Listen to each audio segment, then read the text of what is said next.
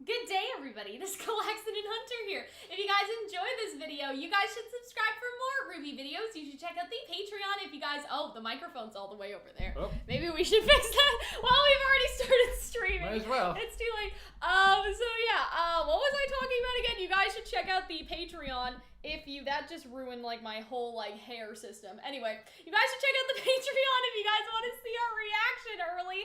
And you guys should also check out Calxiyn.com if you guys want to send a tip. But if you're watching the stream live, you can actually watch a super chat. So yeah, sorry for the chaos at the beginning a little. Oh boy. Sorry for the chaos at the beginning a little, guys. There we go.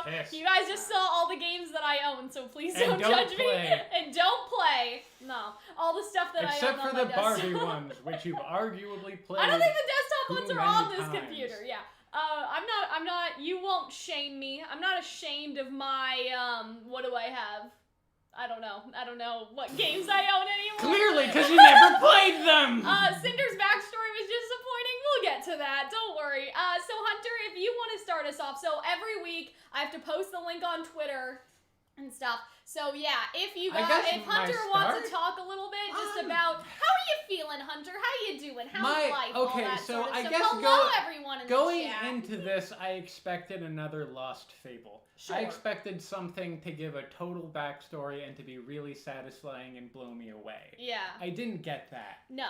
I feel like a lot of people are feeling the way. However, yeah, I still did like it. Like, you know, I think it still works. There's a couple awkward shots, but the music's good, the ambiance is good. I really like Cinder's relationships to Rhodes. Yeah.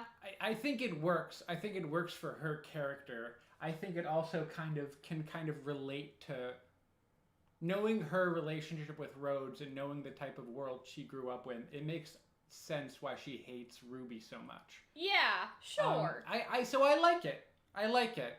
Am I slightly disappointed? Yes. Is that mostly my fault? Also, yes. I don't think that's mostly our fault. Well, I don't think that's mostly. That's I mean, true. maybe because I think I was so obsessed with the pirate idea that if it was literally anything else, I would have been disappointed. Because I think that this was just the base of what everyone expected. All right, so let's see what the chat is. I dragged my friends to see this. Good. I'm glad it didn't take up the whole episode. Yeah. Oscar's plan is just beating everyone from inside of the whale. It's a solid plan. We'll talk about all of those things. So yes, I posted the tweet. I'm satisfied. So yeah, now I can actually talk to you guys. So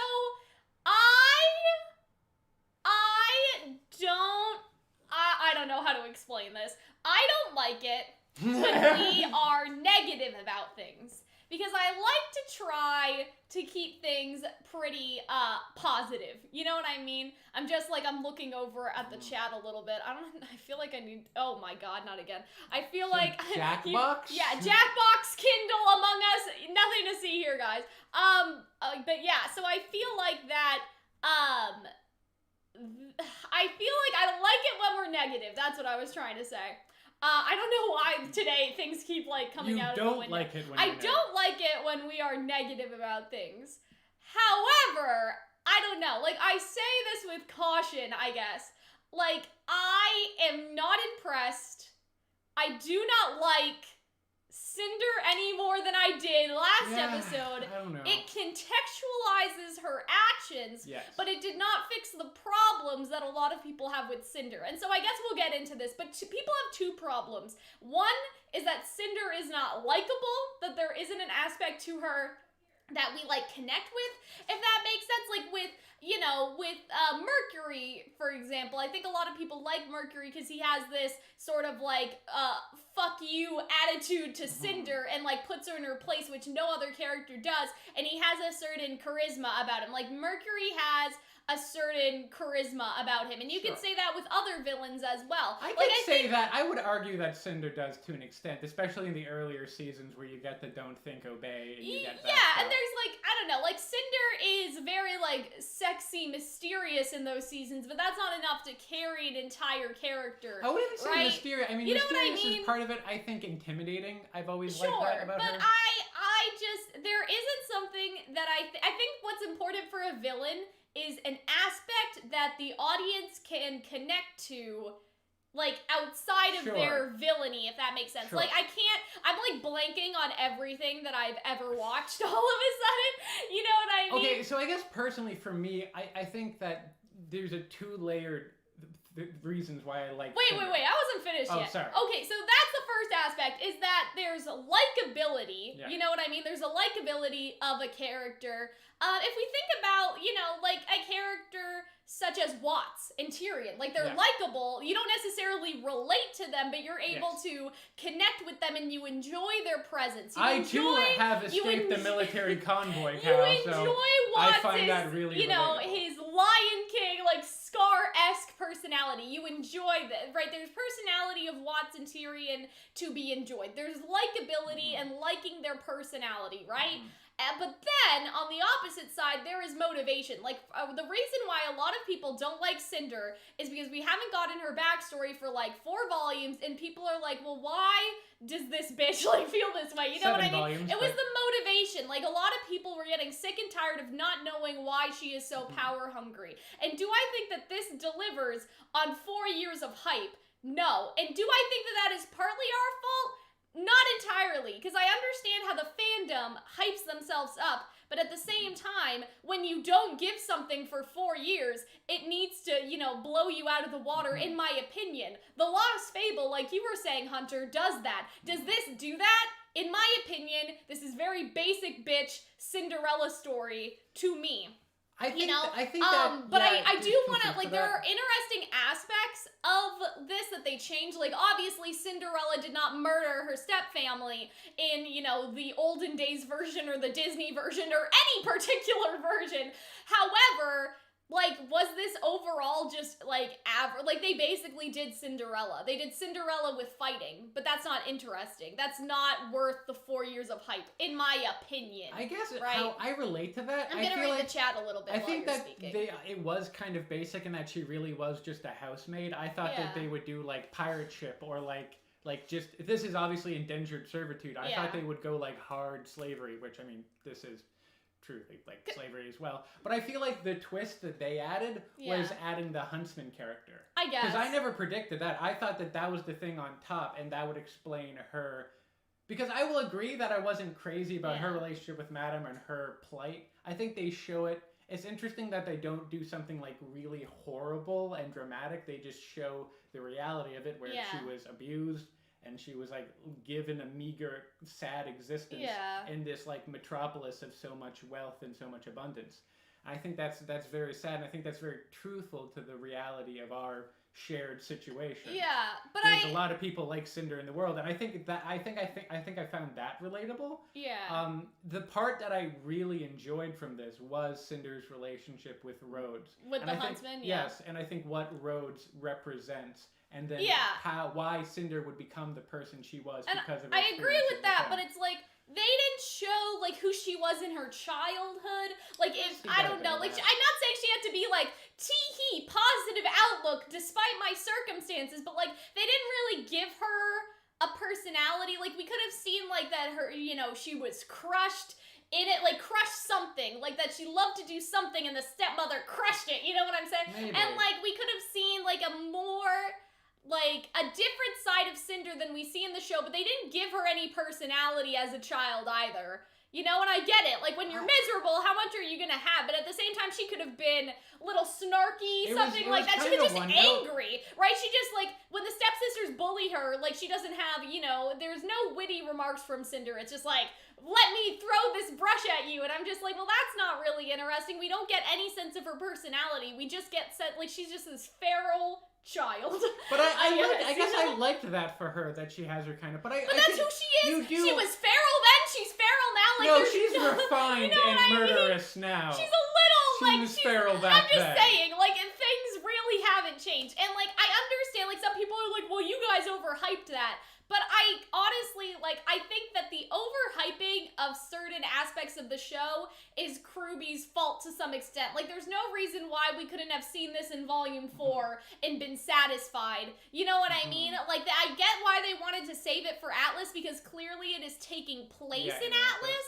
However, if they knew that nothing, you know what I mean? Like, I think that Dar was right. I saw Dar in the chat. It's like, oh, like, it was what we expected, and that's kind of disappointing. Like, I think that that's really true. I feel like the only thing they added was the Huntsman angle, and I liked that, but I like the Huntsman angle, but, like, what about everything else? You know what I mean? Like, I don't know. They just didn't give her, because Blake, for example, in the DC comics, when you see Blake as a child, she has this, like, oh, like, Adam, like, I'm this and I'm that, and, like, no one can destroy me. Like, she has this, like, Blake has this, like, shining personality and this big smile, and I'm not saying that that needed to be Cinder. Why couldn't you be more of a happy, destitute Not Orson? saying that needed to be Cinder, happy. but you see the contrast between who Cinder was back then, or Sure. who Blake was back then. Blake was happy and bubbly and, like, you know, nothing could stop her, and then Adam, you know, sort of did this damage to her, and she is slowly gaining that side of herself back, and we see that in this volume, how she teases Weiss, and, like, the jokes that she makes throughout. Like, Blake is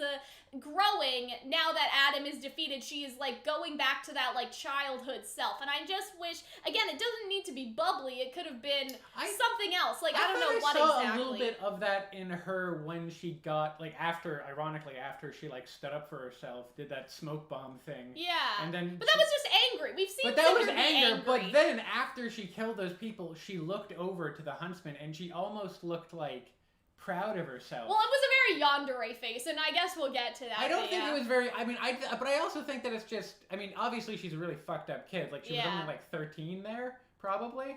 She's really young.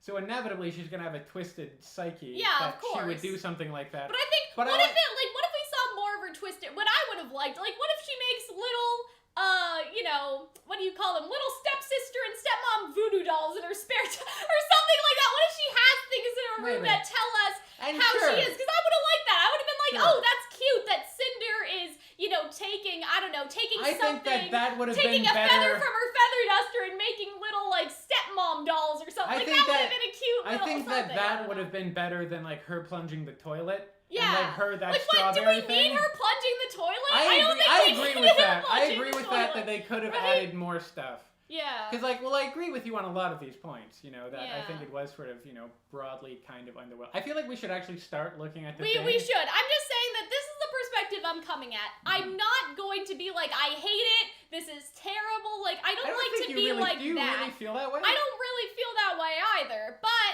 will I say You're disappointed that I'm disappointed? Like, some of you guys are saying this episode's terrible. I don't think that that's, like... No. I don't think it's that extreme. I think the backstory was underwhelming, and I just don't think that that's our fault. I understand that fans hype stuff up, and fans get excited, and fans make theories and stuff, and, like, to some extent... The like, Atlas the Mall Atlas trip Ball, was our fault. The shopping trip was our fault. The Atlas haircut, Ball thing, that was our fault.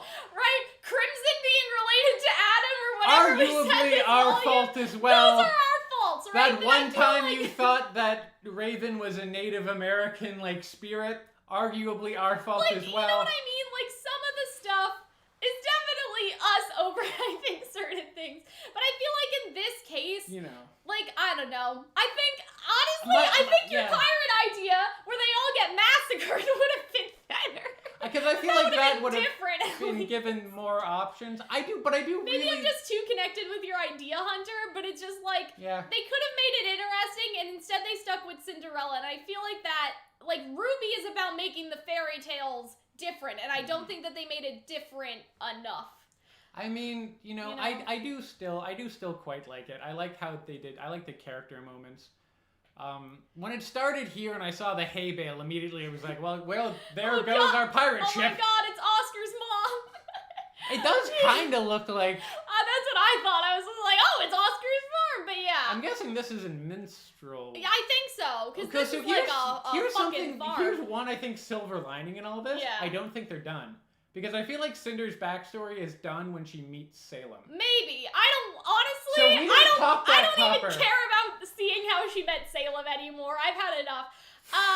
Okay. Yeah, very basic story with a couple interesting changes. Yeah, that's kind of how I feel. And I think that there are, like, the interesting changes matter a lot.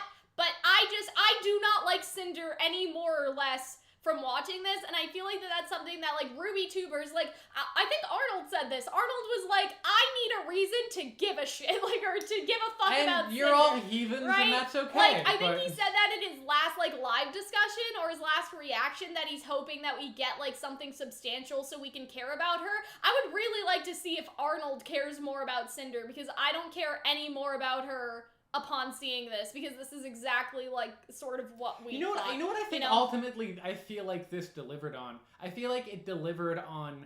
Because what I always loved about Cinder, and why I think I like her as a character, whereas other people don't, is that, well, early on it was because she was, like, the domineering kind of, like, I'm in control, and that's interesting for a character.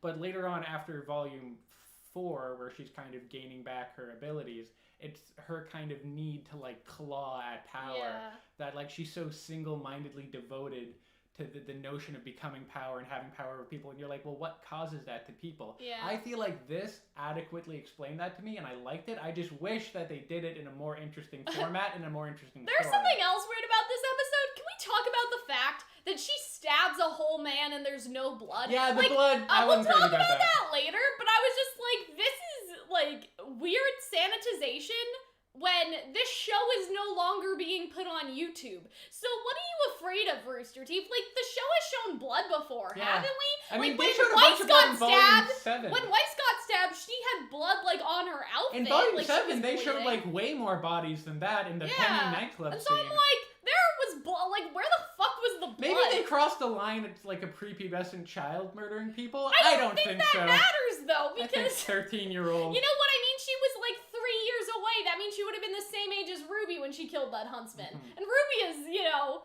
bloodied people. I don't know. No, RWBY was, like, 15. Yeah, and so if she was 3 years away from going to Huntsman's School, that was 18, so she... No, she'd be 15. Cinder would be around the same age, yeah. Okay, and so RWBY has done more murdering, Clover stabbed blood, that's what I'm saying! I mean, she stabbed the daughters too, I don't think so, but she definitely stabbed the huntsman, and nothing popped out of him, which made the scene very underwhelming and awkward. Unless she didn't stab him, like, she cracked the neck of the one lady. She stabbed him, Hunter. If we go back to the screenshot, but, like, I'm talking about the other people. Animation error? Maybe, but, like, they should have... I hope that they fix that, because, like, that's a big Like, for the sake of the scene, that was a big, like, oof, like, not... It's kind of like, it's kind of like when people get shot... bloodthirsty, but... It's like when people get shot in PG-13 movies. Yeah. Like, there's just a little stain of blood and there's no hole, and it's like, come on, that's not a bullet wound. I don't know. You spelled spaghetti on yourself. Like, she probably snapped the necks of everyone else, so that's fine. But, like, for Rhodes, I just feel like that was very strange. You know what I mean? Like, I feel like that was very weird that there was no blood. And it sort of took me out of the scene. I was like, oh. It did feel weird. Okay. But, yeah. Like, it's like his death wasn't real because there was no blood. It's a Rooster Teeth. I guess. I don't know what this That's the exact same thing. But yeah, I love that scene where it zoomed, like, everyone's having fun and she's alone, she's excluded. She has, like, we missed some of the kids, but there are a couple of kids. And I wonder if, like, the boys here were valued more than the girls. And I also wonder if this is her family, or if I think it's meant to be orphan. Was like an orphan barn situation. Because, like, they kind of look like her. This guy looks more like Ozma, to be perfectly honest. I wouldn't be surprised if it was kind of like if she just went from, like, one... Because they all have black hair, so maybe it was, like, her mom, I think she was bought and sold because the lady says, I'll take her. Like, she's buying her. So I think she was a slave. There's no patriarchy in Remnant, right? Like, there's no gender inequality, but I feel like that there could be something going on with the boys seemingly getting better treatment than her, you know what I mean? Because, like, look, I don't know, they all look like they could be her brothers. No. Because they all have dark hair. They all have dark hair and dark eyebrows. So I feel like that one looks bigger. Maybe he's, like, in charge. I feel like her mom just, like, sold her and she, like, I don't know. What do you guys think? That's what I'm almost thinking that, like, I think Cinder will continue to be a character in RWBY. Yeah. I don't think she's going to die anytime soon, and I think we're going to understand more and more about her. Yeah, I think that's what I said too. I can't read your username. I'm so sorry. Hunter, do you know pronunciation? Nia Adriade? No, I know you. I know who on that Twitter. is. Anyway, I really You're thought great. she was gonna burn down the whole hotel. That's what I thought too, and then Yeah. it didn't happen. But maybe Hey, it'll man, happen in the present. I think next time right? it'll you know, she'll see it. There's gender inequality. It's just not a systemic issue. Yes, I guess that's Okay. fair. And so maybe in this family they value the boys more, right? Like that could just be this family, right? You know, but yeah, and so I just feel like, and then there was the mom, I'll take her. So I feel like that was her mom and her brothers. I feel like that wasn't just some orphanage. I feel like that her mom just sold her, which was unfortunately like a very common thing. Not in like, I don't want to be like in the Middle Ages, but it was like, if, I don't know. Contemporarily. If you had like extra hands on the farm, you know what I'm saying? And like, yeah, it just... That's the children selling thing, like, definitely. That's why I like the fact that, as much as I do miss my pirate idea, I like the fact that they integrated it with society. They could have sold her on a pirate ship. As if to say, like, pirate ship would be like more fanciful, but putting her on a pirate ship is to say, like, this doesn't happen here. Sure, but it happens in Atlas, right? Someplace else where there's criminals and bad stuff was already going to happen. I like about this is that it says in Atlas where respectable people like Huntsman go over and, you know, she's part of the economy. That kind of indentured servitude and slavery is necessary for the existence of this society, which I think Atlas society, which I think explains her kind of anarchistic reason why she would go with Salem. Sure. What was I gonna say? That's the part I like about it. I was something selling. Also, I love. Oh yeah, I was gonna make a joke, and all I was gonna say was like selling your kid in like a fairy tale, because it did happen in fairy tales, because fairy tales were a reflection of their time, right? That's like the equivalent of like, you know, selling your child, like those fan fiction where it's like, my mom sold me to Harry Styles. Like it's different. Oh, Mr. Styles, what will you do with me? Oh God. Thank you, Luca Blake, for the $5 super chat. Finally getting Cinder backstory be like, I did my waiting, 8 years of it in Azkaban, and it wasn't it. I'd go back to Azkaban, honestly. So what is this called? The Glass Unicorn. Yeah. I guess. Okay, yeah. There aren't any unicorns in Cinderella, so I don't know like what this place is supposed to represent. But it's definitely that's definitely Atlas. Definitely Atlas. Which I like love because the car. Nice, she who does she fight? She fights Winter, and she's like, "You Atlas elites are all the same." Yeah, and so I feel like she gains been that there from a here. lot, you know. But like, I love. But here's the thing: the more anarchistic Cinder gets, the more I love her. I feel like there's still hope for her to be the bastard child of Jacques. You know, like Man. what if that's why she was sent to the farm, bro? You know what I mean? She was sent to the farm to live with that lady, or that lady was like the girl, like the woman that Jacques was fucking or something.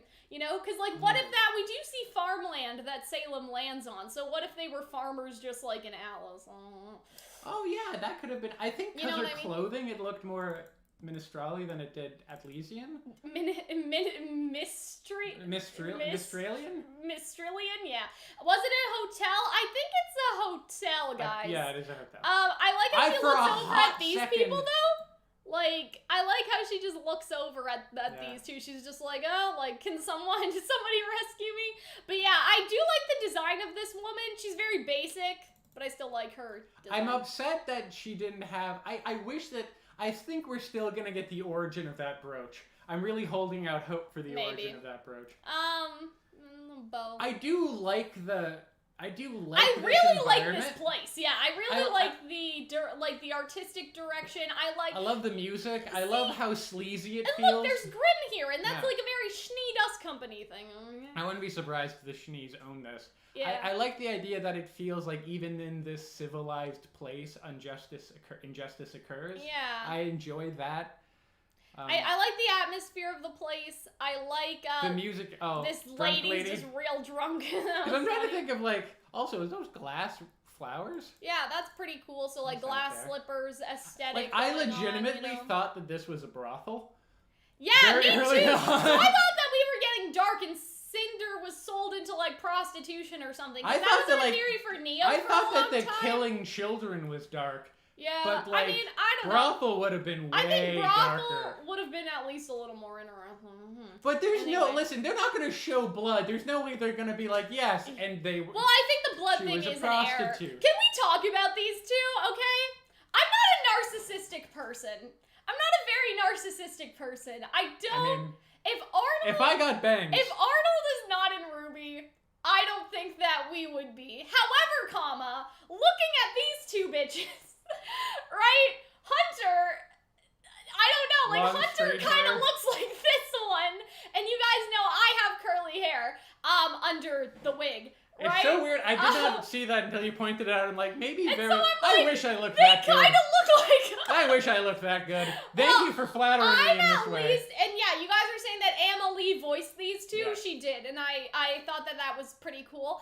So yeah, the highlight of this episode for me Was the fucking in the is episode having these two where curly Atlas hair. gets attacked and we Curly learn about Cinder's hair. backstory? You're like, ooh, curly hair. Yeah, cause like I don't know, cause I've been like campaigning. I was like, kids, like please, Kirby, add some characters. Cinder with can curly be a pirate. hair. She can be a You know what I prostitute. mean? Like so. She can be Atlas. She can be Jacques' illegitimate child. I don't give a fuck. I'm not saying that these two are us or anything, but am I saying that I think that I am happy about this girl's curly hair? Yes. I hope that they That use was it a more. sentence there, I pal. totally like had a brain fart. I'm like, what am I talking about again? But yeah, I think that it is very like cool that they have a curly hair character. Some people are saying, calling us a sick fuck because Well, she's 10. Yeah, Listen, like we don't bad like things it. happen in It's the a world, bad guys. thing. You know what I mean? Child prostitution is a thing that happened and it's not a good thing. We're not advocating for it. Yeah. It's been really dark.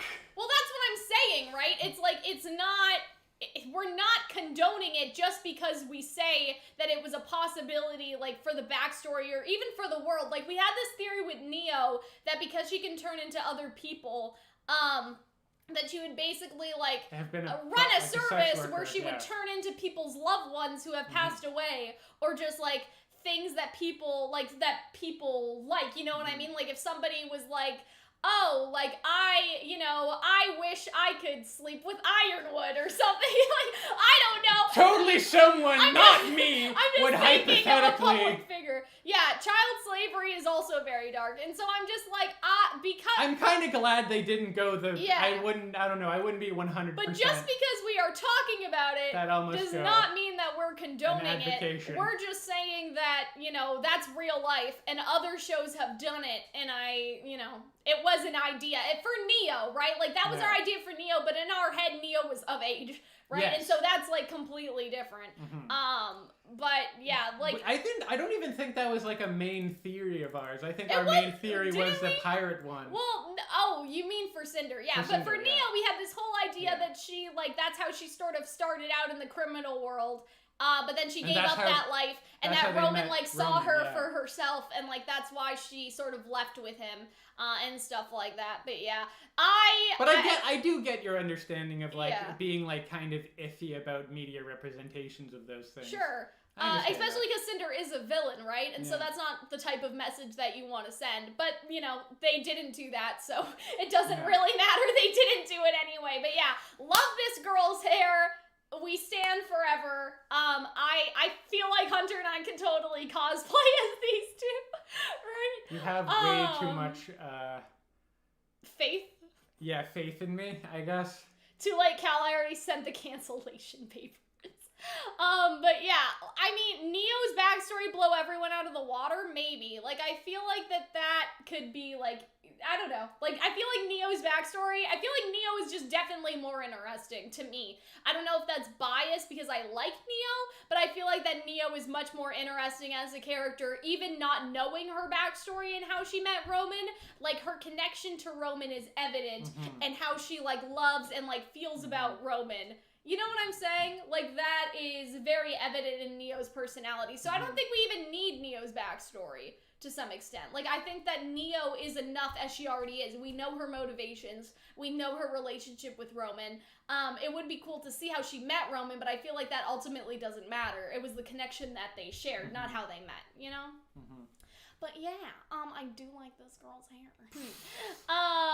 We've been talking for half an hour. I think I know. this is the slowest we've ever been. Well, I don't know. We're at talking to getting the through. chat and all that stuff too. Okay. So yeah, Yeah. I mean, here's the thing about Neo, though. There's a difference between our backstory for Neo and our backstory for Cinder. Because one that we weren't even that because serious somebody's in about the chat Cinder. is like, oh, like, is that what you want for women? Like, Neo could be sex positive as, you know, an adult character who chooses to go into sex work. Mm-hmm. You know what I mean? It doesn't need to be this misery backstory for her. So I don't know where you guys, like, got that idea for our Neo I do understand element, that, right? like, people feeling like that, the whole, like, having, like, rape as a part of a woman's backstory Yeah. is, like, overdone. But that and wouldn't kind of be, hacky. that wasn't our idea for Neo Yeah. at all. Like, our idea for Neo was that that was something that she enjoyed doing. And that really wasn't Right. an idea for, And like, it wasn't an Cinder. idea for Cinder. I mean, All we just, had like, for not Cinder a major was pirates. seriously. You know what I mean? Of, like, how dark could it get? Just Yeah. because they were walking in on, like, a speakeasy, and it was, like, there's a brief moment of, like, there's no way Ruby's gonna go that dark. Yeah, Is it? because that's what we were thinking Yeah. during the reaction, just because I was just like, like, this place seems like it could kind of be sketchy. Mm-hmm. I don't know if it would be handled very well, maybe not Howell, Yeah. but, like, we They can didn't do it, still so- hope for positive representation of sex workers with, like, a character like Neo. You know what I'm Mhm. saying? Like, we could hope for it. Whether they could do it justice, you know, that would be a whole other story. But yeah, so I'm glad they didn't go that dark with Cinder. That was something that we were thinking of, though, when, you know, we were seeing this. Just because, like, oh, what was that show that did that? Handmaid's Tale? They had this, like... In the book they do. They have this, like, area that A all club. the rich people, like, this club, Yeah, and yeah. then the people from... Like, the Handmaid's handmaid pool, I guess, like, they're able to, like, go in that club and, like, be prostitutes or something. Mhm. That's what I was sort of thinking of for this. But yeah. In a brief moment before I realized, no, she's just doing No, the she's linen. just doing chores. She's just doing the laundry, bro. The dishes are spotless, you know. But yeah, floors are clean enough to eat off of. And then, yeah. So the other thing that, like, about these two, like, I understand why these two are bitches, but these two are also just kind of mean. You know what I mean? And I Yeah, know that they're they pretty weren't sadistic. gonna draw them out that much, but like Mhm. I don't know. I feel like that they were also just the very like stereotype of Cinderella-ing.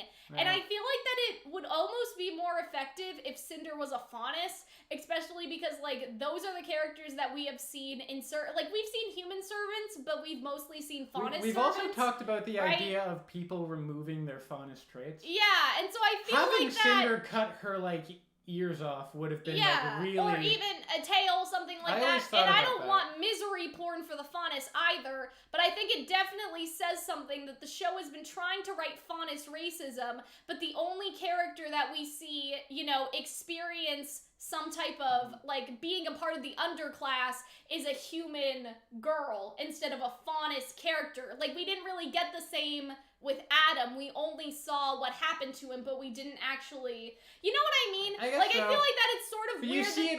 you see it with Velvet, you see it with Yeah. Adam, you see it to an extent with Marrow. Yeah. I don't know. I just... You Atlas see it with twats. you see yeah. it with all of like the no like faunus allowed. Like, signs. obviously there is classism in Atlas. Like, people in Atlas do not care about the people of Mantle. Mhm. But I still think that it's, I don't know, it's sort of weird that they decided to go with this specifically instead of focusing on the faunus plight. Because there are, well, I guess if there's no faunus allowed, they're just like, no, we won't even put you in servitude here, which is, but yeah. I don't know.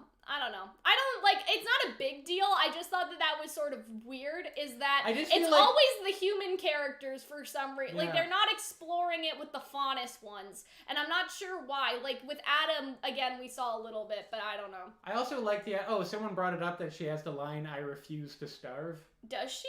Apparently, like, someone quoted her. I feel Maybe like- they're just saying, oopsies. Maybe you guys are seeing my desktop again because I tried to click on I think the chat. that is a line she has when she fights Penny. I know, yeah, she has that line, but that, she doesn't have it here, so that would just Okay. be a reference to, like, her Yeah. plate of food and all that stuff. But I do like that. I mean, on Inner Suffering, some stuff it feels weird, like that scene with Yeah. the cake and the strawberries. That feels weird. Yeah.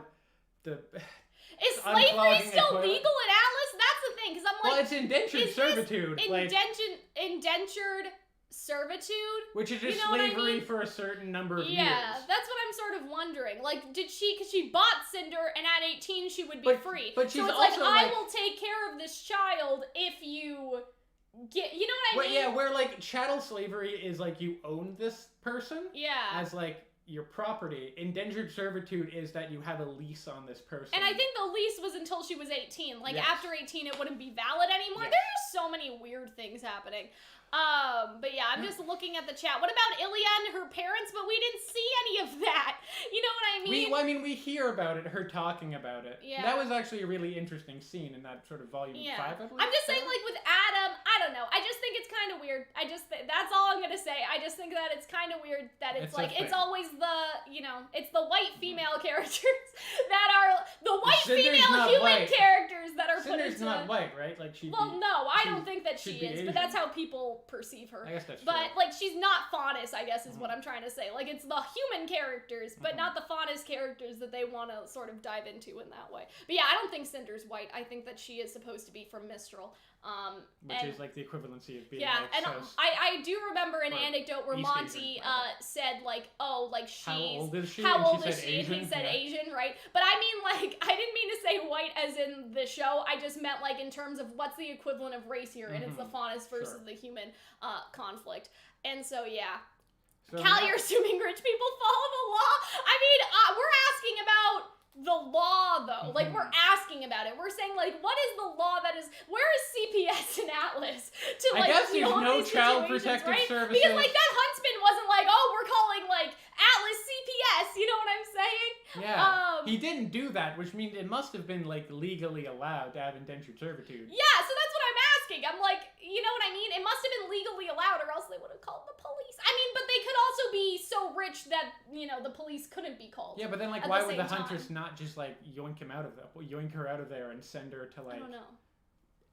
Vale or any place else, vacuum, I guess, fucking yeah, because that's minstrel what... even. yeah, I guess, like, if no one would come after... That's why we're talking about, like, is this legal or not in I think Atlas? it's legal. I It think must it's be legal legal. in Atlas, too. And I But mean... not moral, which is Not I think moral, which is I no. think where you would sort of develop a lot But of Cinder's character. I'm sort of wondering for that Like, exact her reason, because we have the anarchistic idea that if you break indentured servitude, I think that you can, like, be thrown in prison or something like or that, like right? you just and so are there must indentured be for a longer period of a time. legal system that's upholding this, or they would have, like, tried to...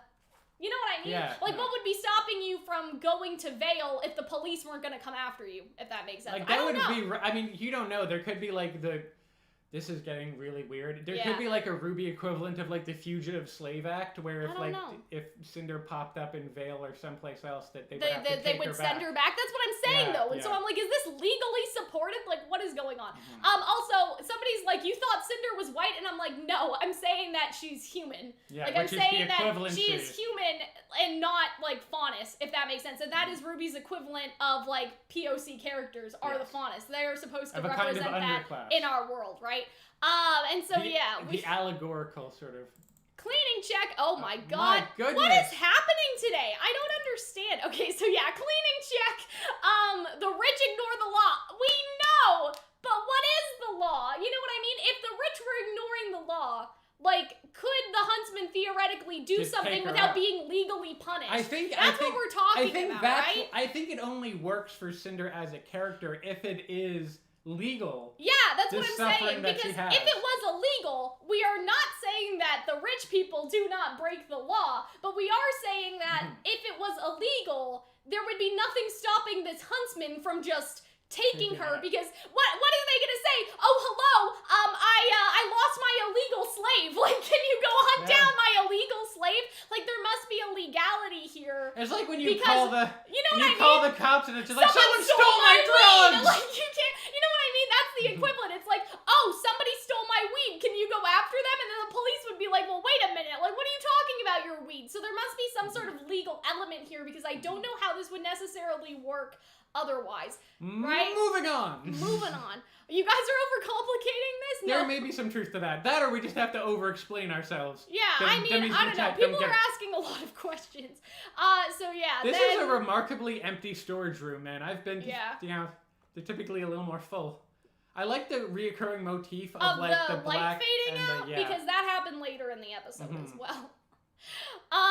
And so yeah, you guys seem to be understanding what we're saying now. Like, you can't call the police and be like, our illegal slave was kidnapped by a huntsman. You know what I'm saying? And so there must be something weird Yes, going I on said in my Atlas. illegal slave. Do something about it. Exactly, you can't I need that illegal slave to do work that I then don't pay it for. In theory. That's an Emerald and Cinder shirt you're wearing? No.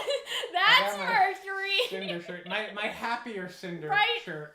Hunter good has old days. a Cinder shirt. Yeah, so is child labor legal and remnant? That's all we're asking, guys. Probably. It would look like. But yeah, it seems like it. At least indentured servitude in this capacity where you can be the guardian of a person and treat them badly without I'm not gonna lie, that's a nice looking soup. Isn't that like, what do you call that? French onion soup or something? Yeah, I think it might be French onion soup. Like that, yeah. Right? Look, she like smiles to them and no one cares. Yeah. Oh, my poor girl. This scene was a little weird, like she just wants to eat a strawberry. I do think the song here was really good, and it was also a reference to sacrifice, if that makes sense. Like, it was also a callback to sacrifice in the musicality of it, and I guess we'll talk about that another time. I also like I feel like, stealing food, like that could be like a serious offense. It would be interesting to see that. Here's the question: why are they here?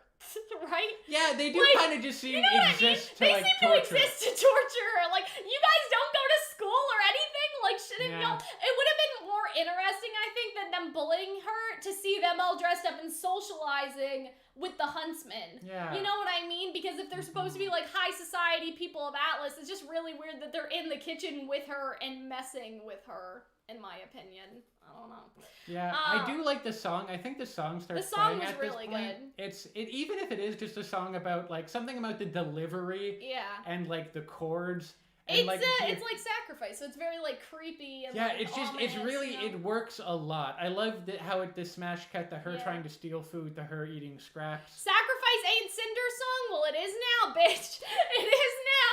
I think that it is Cinder song, and this only reinforces it because it is the same like theme and melodic track as Cinder song, if you want to call it that. But yeah, it sounds like that they are they're eating. Maybe they're homeschooled. I don't know. Also, what bathroom is that? No, go back to that.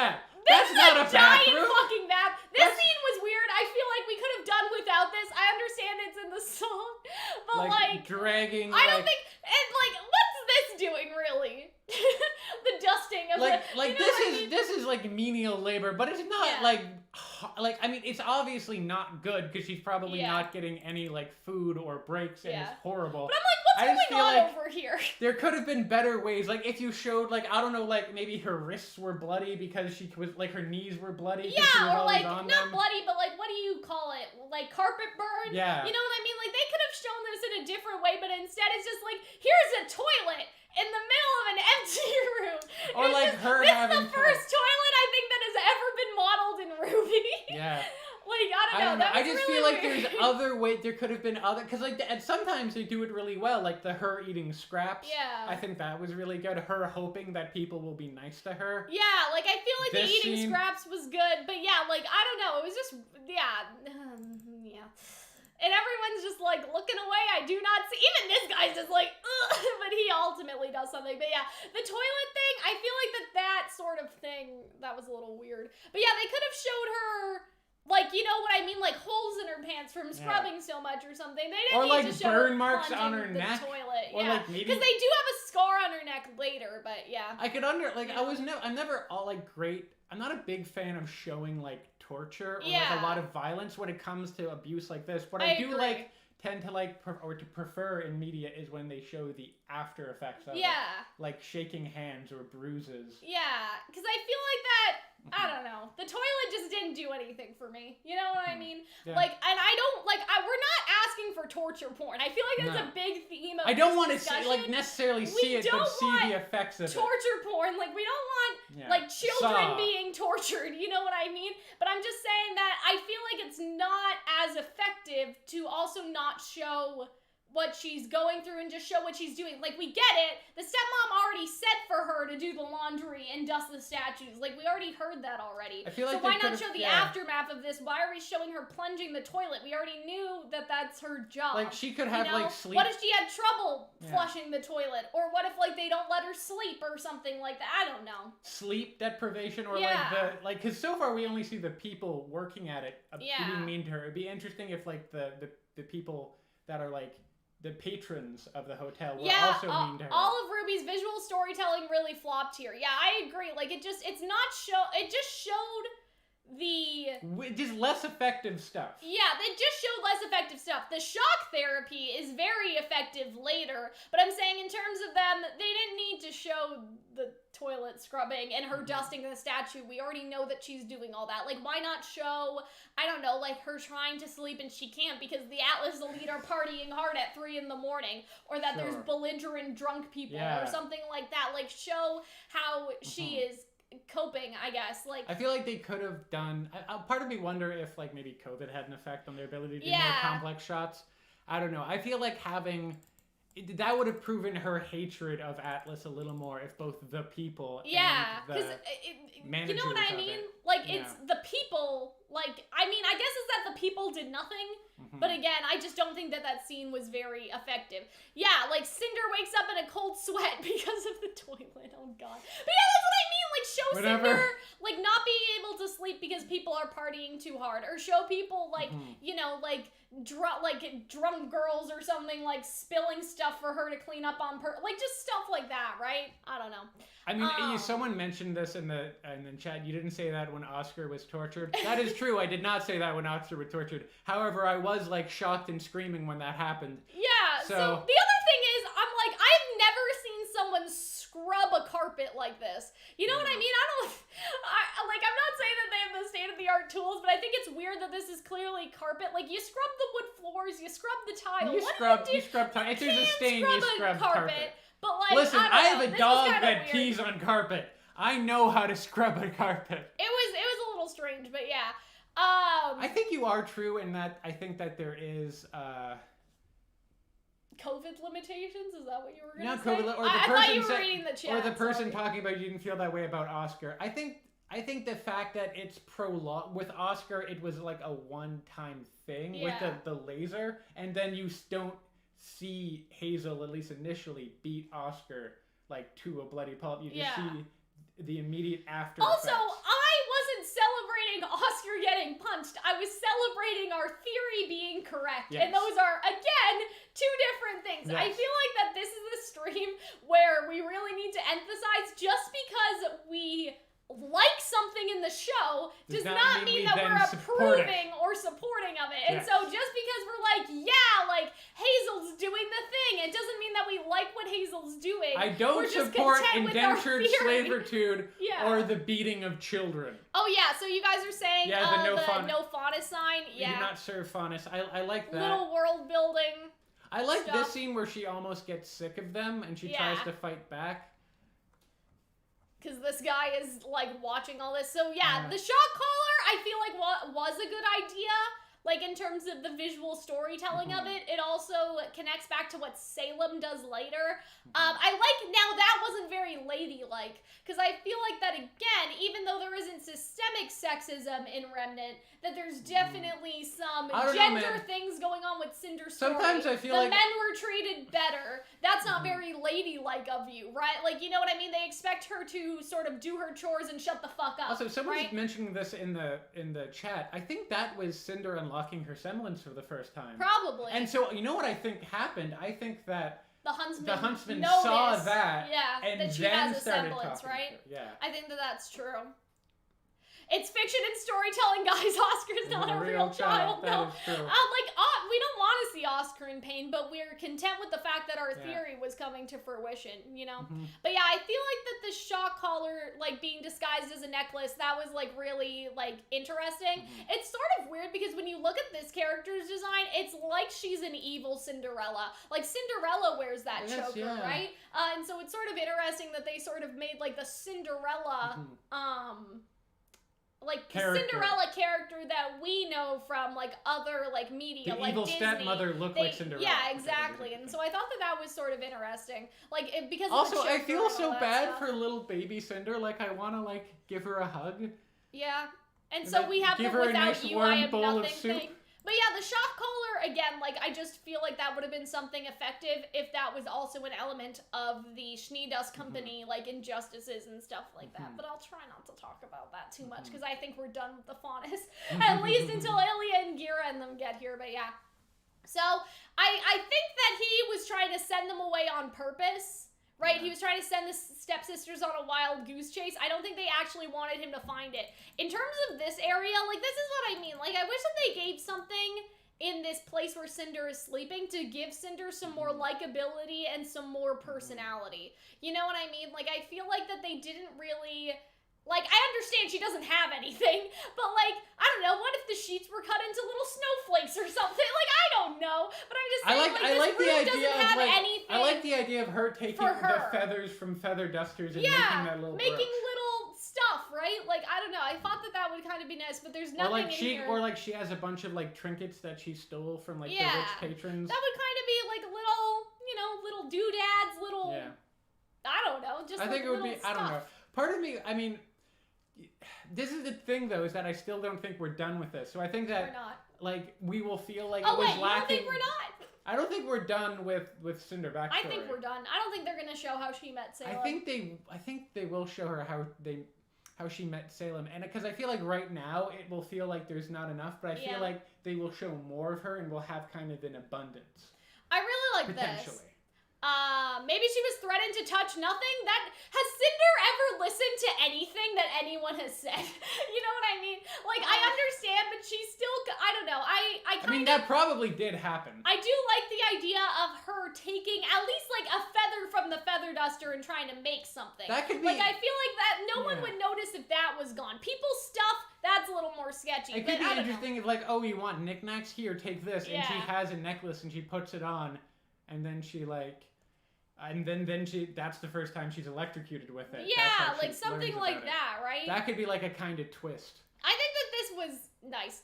I think it's safe to say you're not getting the most fair treatment. So I like the huntsman idea. So Cinder was already planning murder at this point, like by taking the sword. She was already planning some Or, murder. like, a violent you know? escape of some variety. Yeah, and so I can't really blame you for what you're thinking, but hurting them isn't going to make your life any better. And that seems to actually get through to her at this point. But obviously later she's like had enough, and we'll talk about that. You can run, but you're going to be running for the rest of your life. And that also makes me think that this isn't like legal in Atlas because somebody would come after Cinder, right? I mean, I guess it's two things, right? If she killed them, she would be running from the cops. Yeah. But if she ran now regardless, she would be recaptured, right? And all that sort of stuff. But you're gonna be running for the rest of your life, or you could find another way to handle it. And so I like the little tears thing. It's a callback to the tears from the brush. I feel like the storytelling was much better in these sections with the huntsman compared to what it was. Which is why I before. think that what I've mentioned in the beginning, where I like the huntsman parts of it a lot more than the other parts. I also think, like, the fact that she's, I thought she would have been older, that when she said 10, I was, like, genuinely shocked. It's like, this is I'm how oh my Ruby God. has to show age. This He is has a to child. ask. Right, but he's asking because we have about 7 years to train you for the huntsman exam, right? Obviously. And so I like how it shows, like, the different phases of the moon. I really liked seeing them, like, fight, and, like, that this guy's kind of a father figure. I like to see, again, the moon change shape. I thought that that was really good. Yeah, so this man, you know... And it's weird. I like that that's sort head of... pat.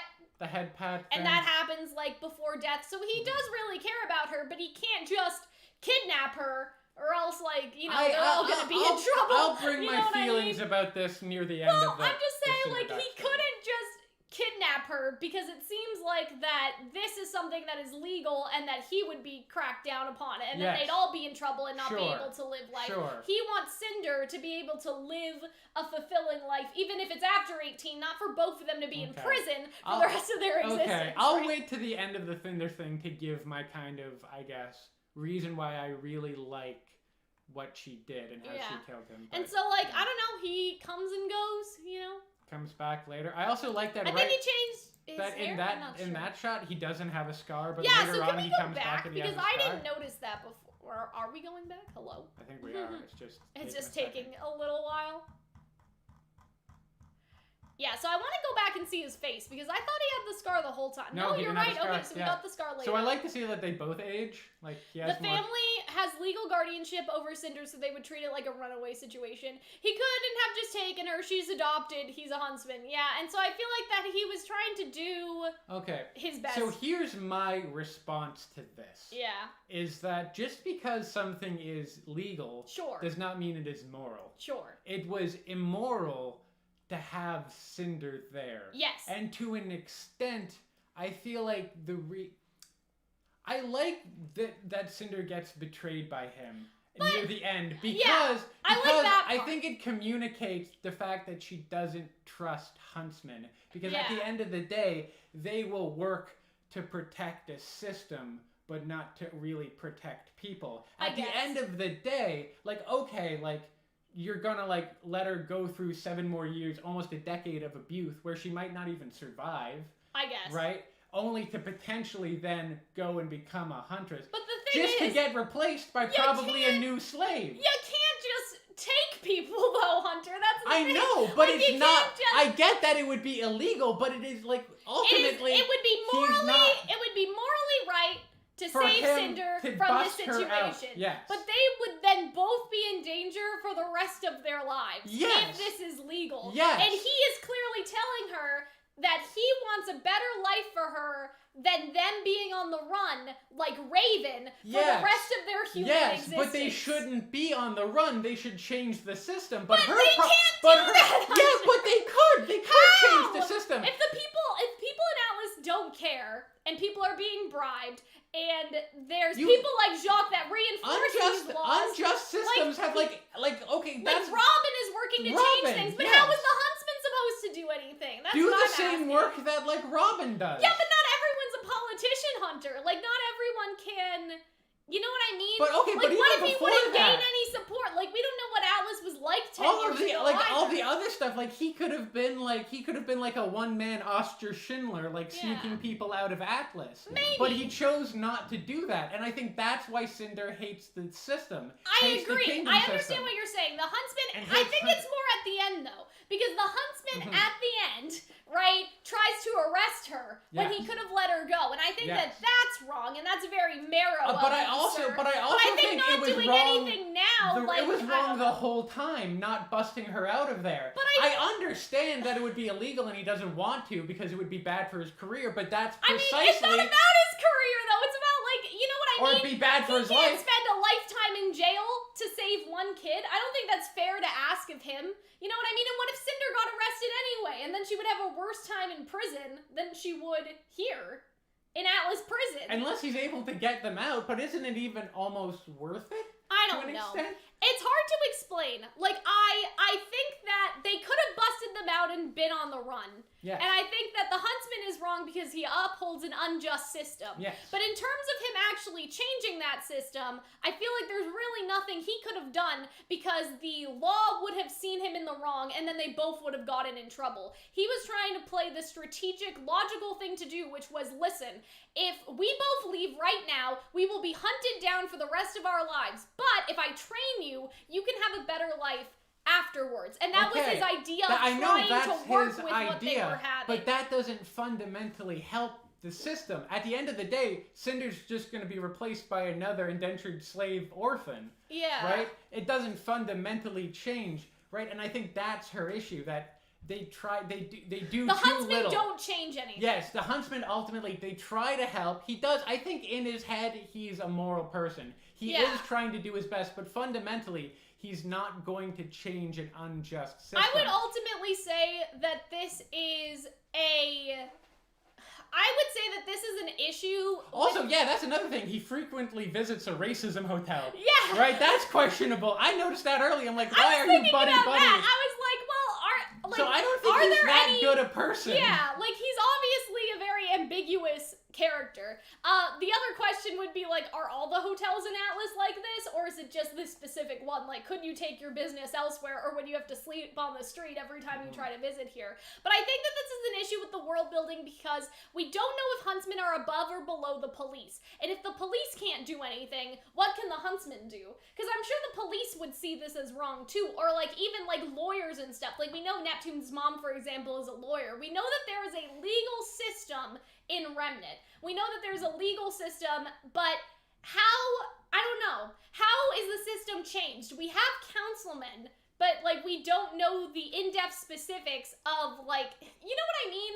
And so I'm just like, if everyone is elected on the council until, like, a next election or until they fucking die, I don't know. Someone brings the point, his only option for her to train her when she will become independent or ignore her. Yeah. And I'm like, Those that were isn't his his only legal option. options. Those were her legal options, but not his only options. He could have chosen to broke the law because the law was But I don't think wrong huntsmen are above the law. Huntsmen are above the police, but they aren't above the law. Oh, they I don't aren't. think They're so. part of the system, which is, I think, why Cinder doesn't It's so like hard them because on anymore. one hand I'm like, yeah, break the law, but on the other hand I'm like, but how were they supposed to live after that? What are their lives going to be after that if there was nowhere in the world where they could go that they would be safe? Well, clearly, you know what I mean? Clearly, like, she escapes, That's my question. and she I was mean, never caught yeah, again. with Salem. But right? even Salem before Field, that, Tyrion was a convicted murderer, and he's safe with Salem, Hunter. That's not why. even before that, she's going through Vale. Like, she just grew her hair out, right? And then I suddenly guess, no but one she's can know doing the that difference. with the defense of Salem, and because she was with Salem at that time in Vale. But Salem wasn't with She her. wasn't with her, but I'm She saying was still she's walking. with her. No one was like, wait a minute, I know you. Like, I know it was that. a kind of... I don't know. I sort of wonder about that. I sort of wonder. His biggest mistake was turning against her when she snapped. I totally agree. I feel like agree. that's where he was wrong. I just feel I think like he in was this wrong the whole situation, way. I don't know if he could be wrong the whole way. I think it is wrong, but is he wrong? Are you wrong for wanting to not be thrown in prison because you kidnapped Because I think- someone's adopted child? I think You know what I mean? my final statement with it is that he was working within the legal frame. Yeah. But Cinder's belief is that the legal frames were not wide enough. Oh, yeah. So if Alice is corrupt, as they say, then if anybody tries to change the system, they can just either end you or end you. Also, all huntsmen are different. Yeah, like, I don't know. And he didn't... But like, unjust systems have changed in the past. You might notice that there's no longer slavery in America. Or like, apartheid was ended in South Africa. I know, but that took war. I know. And so I'm saying that, like... And he's not doing war. He's I like know, but how is he placating supposed people. to do war all by himself, Hunter? Or That's like all I'm radical saying. action. He could have done radical thing. He could have like gotten people How the can you fuck do out radical action all alone is what I'm saying. Like, if he... It would have been of. interesting He if could have been part of organizations. Here's he how could I have think like that we toned can people fix out this, there.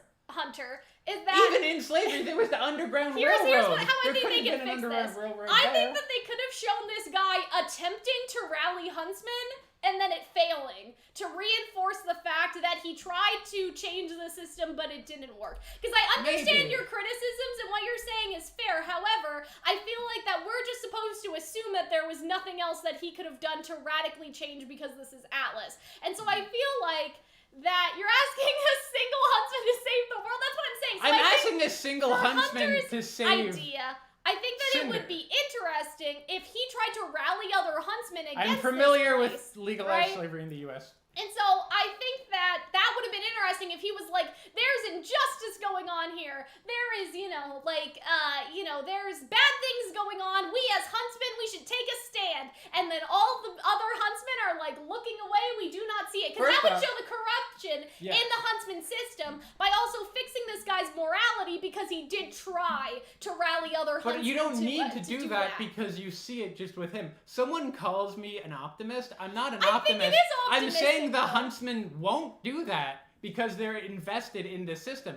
And I also think that's why... He's simply not that good of a person. I agree. But I agree. don't know. Like, if you were in that situation, Liv, if I saw someone could who you was being... risk your own life for one person knowing that if you guys did not succeed, that person could also be more hurt by your actions? Because I think that he did do it to save his own skin.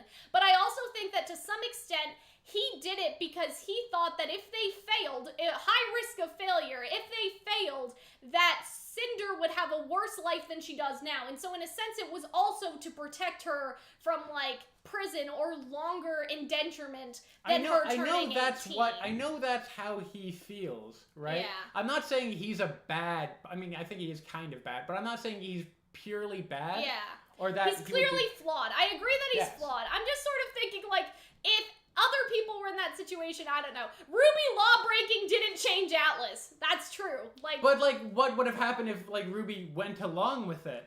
Like, all of Mistral would have died, and Atlas would be in the sky right now. again, when you huntsmen think and about it. huntsmen are all different. One care about the injustice and the others will not care. That's the other thing about huntsmen, though, is that we see huntsmen just doing it for the money, right? And so Straight from their noble I past. think that I understand what Hunter's saying, but, like, just because you're a huntsman huntsman does not mean that you are required to be a good person, that you have to, like, feel so strongly about injustice and immoral action. Just because you're a huntsman, like, huntsmen do it for the money or for the blood and for all that stuff. So what I'm saying about this guy particularly is that just because he's a huntsman doesn't mean he's a good person. And so I understand you're saying he should have been a good person.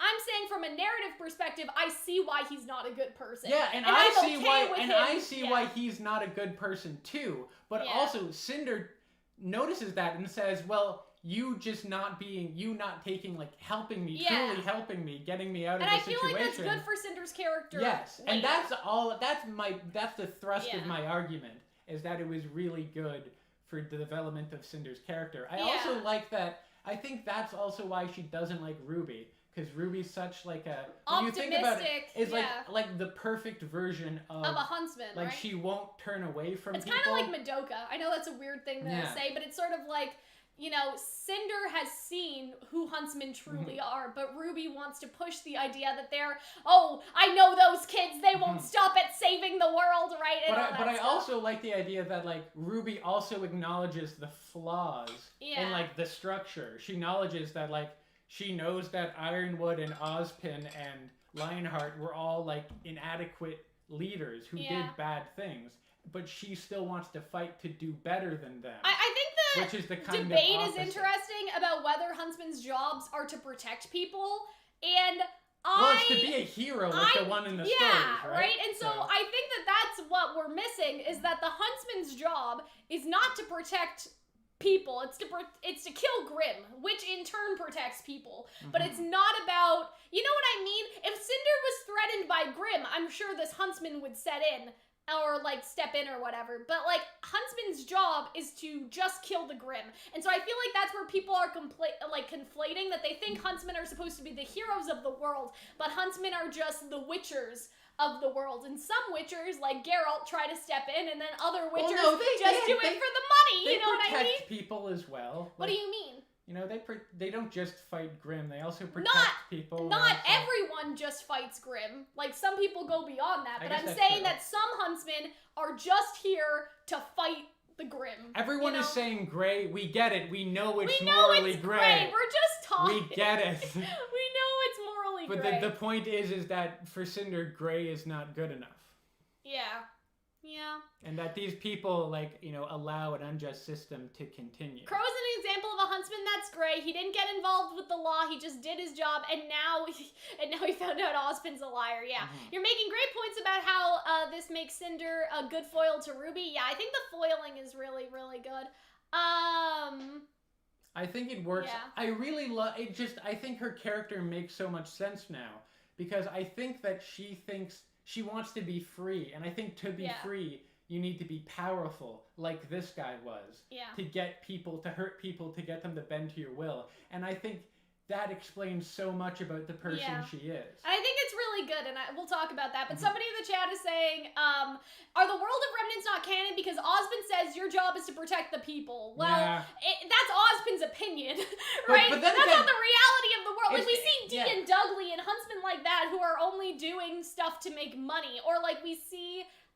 you know, characters in Before the Dawn and After the Fall who just do stuff to kill Grimm, or just like the thrill or the blood for, right? Like, Yang was sort of like, yeah, I want to save people, but I also want the thrill of adventure. Like, not everyone she said gets she was into the thrill, huntsman. but then in actuality was like, no, I do want to help people. Exactly, and so it was both. But imagine if it's just one, right? That's how you get a sort of conceited person, that's right? the difference between ideals and reality. The ideals of Huntsman is that he would save Cinder, but the reality is that he won't. He will try his best. I guess that's what I'm arguing. To operate in the system. Because I understand why he did it. I appreciate the reality of the situation. Instead, like, I feel like people are like, well, why didn't he do this? Why didn't he do that? Because his character has a specific function to show the reality of the system. So I guess that's I don't want him to save Cinder for the story. Because then Cinder's character doesn't make as much sense. Exactly. And so that's what I'm saying. I'm saying that people are going to be like, why didn't this guy save Cinder? But it's like, no, like, this guy's function is to make Cinder distrustful of huntsmen huntsmen, but also men in power. Like, the men or that you just hold power up... structures in general. Yeah, but she says in RWBY Volume 3, she says, you know, the men that you expect to be your guardians are nothing more than men.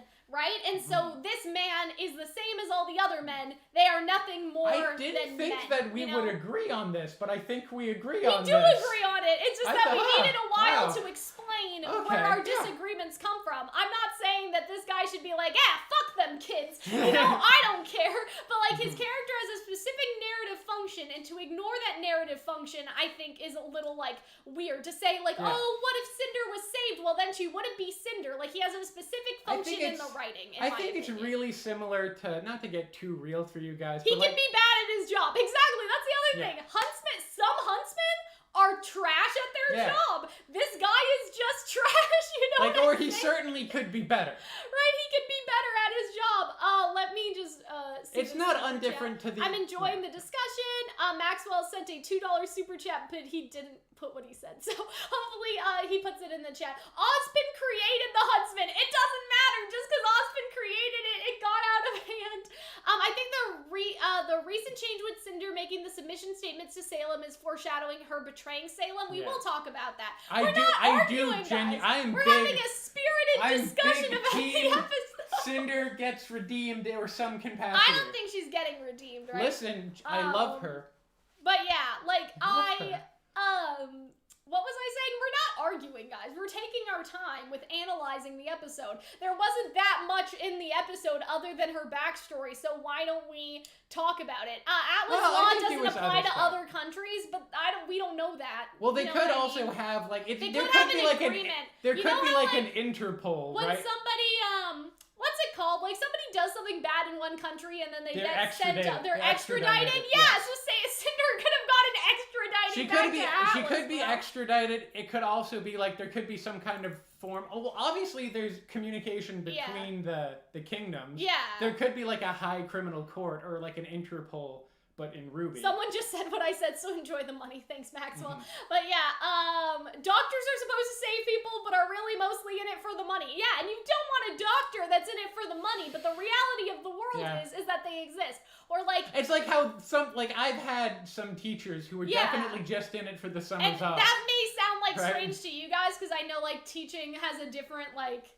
not benefits, I guess. Teachers are broke. Teachers are broke in America, but they're pretty alright in Canada.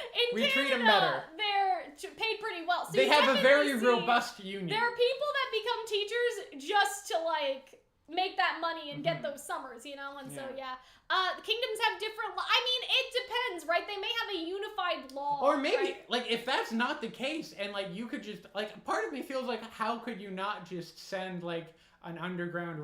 I feel like inappropriate to use like real life illusions, but I mean it would be the remnant equivalent of like an underground railroad of people from like Mistral, where it's deeply shady, and we've talked about it being deeply shady, and Atlas, where we know it's deeply shady, to someplace that's a little more equitable, like Vacuo. I know you guys saw my screen again, but somebody in the chat was being stupid and was like, well, I'm gonna go find the RWBY episode somewhere else, wish me luck, and I'm like, go pay for it, or get the fuck... Like, I don't want to hear like, oh, this is just another discussion, analysis, and review, Well, maybe pay for the episode like we did, okay? Anyway, so yeah. Well, like Cal did, I just show up.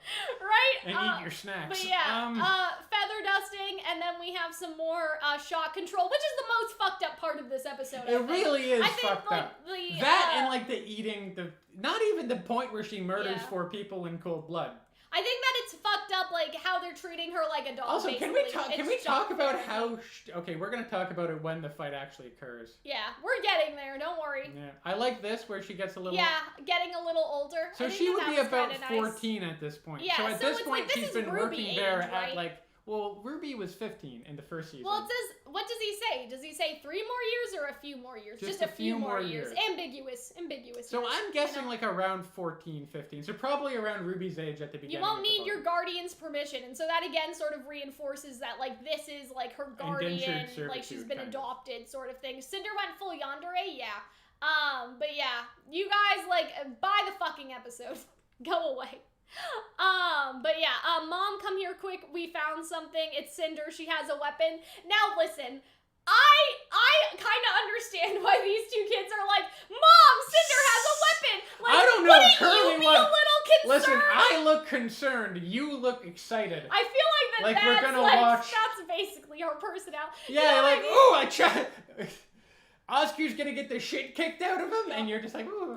But you understand what I'm saying? I'm like, I don't blame them for saying, Mom, Cinder has a weapon, because it's just like, wouldn't you be worried too? If anyone in your house had a sword, regardless, but yeah, like, these two little shits are snooping, which is awful, but yeah, like, they are just trying to save their own ass. I think that they know that Cinder is planning shit, if that makes sense, and so they're just like, Mom, we gotta save our own ass, but would I be lying if I said that I wouldn't be concerned if anyone had a sword? Concerned, I guess with also, RWBY that, you know, I also think that, like, they're enjoying this, They're though. sadists they and they on like purpose. it. They are sadists. But yeah, like, I don't know. Like, everyone's like, why are these girls snitching? I don't know, because they're probably afraid of retaliation that they fully deserve, by the way. I think I don't know if also, these like, kids deserve it just because, like, they're being brought up by the mom, and so they've been indoctrinated and brainwashed into this culture, but, like, the mom But I is could definitely hardly at fault, right? blame Cinder for murdering the three Yeah, of I can't them. blame Cinder for murdering them either. Ultimately, these kids tortured her, and they should probably know better. But yeah, I don't know. Hunter, you can't be... Dar says, Hunter, you can't be any worse than Margaret Atwood. I don't know what that means. Like, she wrote The Handmaid's Tale, so I'm like, what? In your ideas, maybe? Explain yourself. It's like, I we don't know. can't make Cinder's backstory any darker Okay, than that. maybe I don't yeah. know. A That's fair. knife! No, what? Cinder's like, what do I have a knife? But yeah, like, I don't know. I would be a little, I'd be a little concerned. But yeah, these kids definitely did it on purpose, right? Apparently, you told them to pay for the episode and the dislike count went up. Well, I don't care. Go pay for it. I don't, like, what am I That's so supposed to salty. do? Oh yeah, you should, like, no, you know We're what I gonna mean? do a live That's so reaction? Okay, I'll get the shot collar. We're gonna do this line for line. Yeah, like, I don't know, like, excuse me, but it says discussion, analysis, and review in the title, and so if you're here to watch the episode for free, this is just not the right place for you.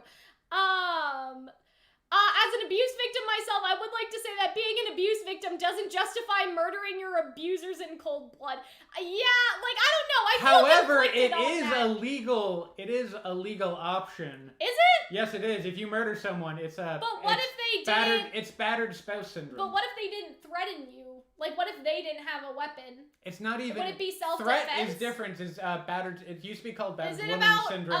It's battered spouse syndrome. It can be used as a defense for murder. Is it about, like, your psychological state? Yeah, your psychological like, okay, state. because I read something about that recently, like, that on the news or something, they were talking about something, and it's like, if you can claim psychosis, right? And so you're basically saying it would be battered spouse syndrome. Or it was... basically, like, that your mental state was not up to par because of the abuse that you were experiencing. I agree with that, yeah. I mean... Apparently, Atlas laws, Hunter, aren't exactly very progressive, so I feel like that wouldn't fly in Atlas, but I do agree with you.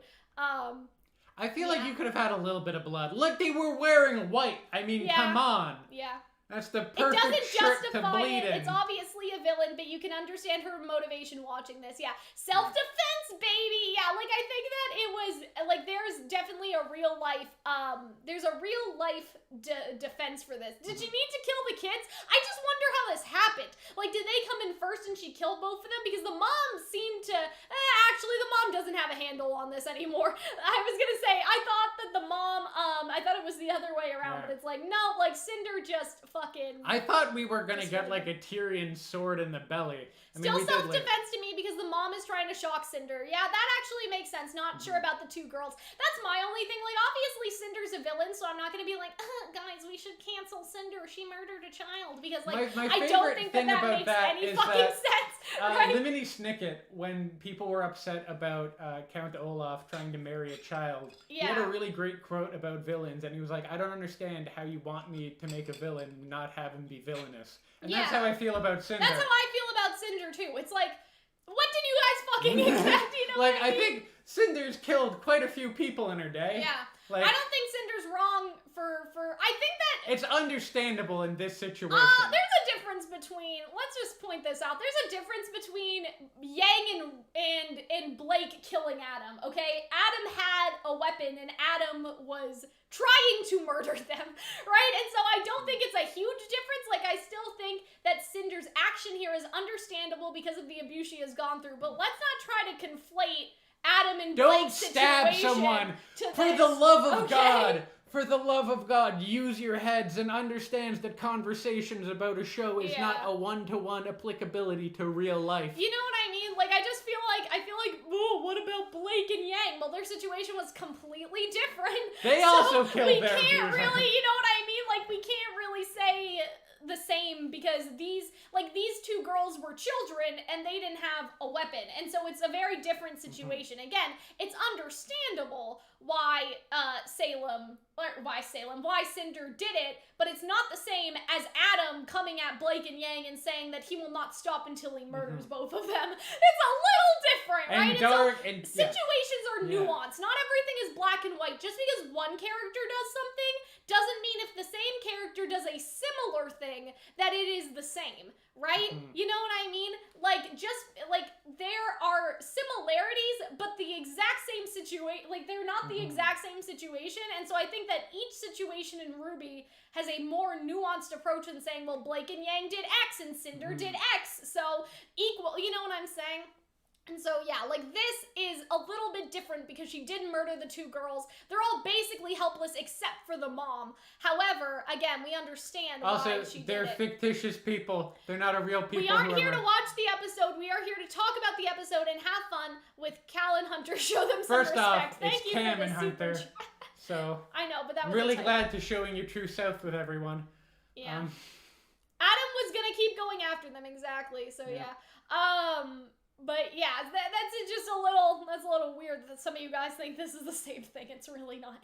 But yeah, I didn't understand this line exactly, but because of you, I am everything. I guess this was supposed to be a what doesn't kill you make you stronger. I didn't like the line. I wasn't didn't really like the line. I understand what they were going for. I don't know. I don't love it, I guess. It would be better if it was like you are not the one in control, and then she. I feel like that would communicate like that. her want for control. But because of you, I am everything. I don't know. No, because of the guy you're about to murder, you are everything. Yeah, I don't know. Maybe some people have a better like interpretation of that line. I don't know. I wasn't crazy about it. Yeah. The stepmom just kept pressing the button like it would do something. I do really like that element. She got stronger? That she is, like, no longer, like, she's so used to the shock collar now, it almost doesn't affect you. She can't be controlled. She still, like, chokes her anyway. The line was cringe. I love the line. No, okay, so there's some diversity. Dissenting opinions. I didn't think the line was, like, especially bad. I just didn't feel like it was the most appropriate thing they could have said. I don't think so either. I don't know. Cinder probably built up a tolerance. Yeah, exactly. Yeah, I think that's sort of interesting, right?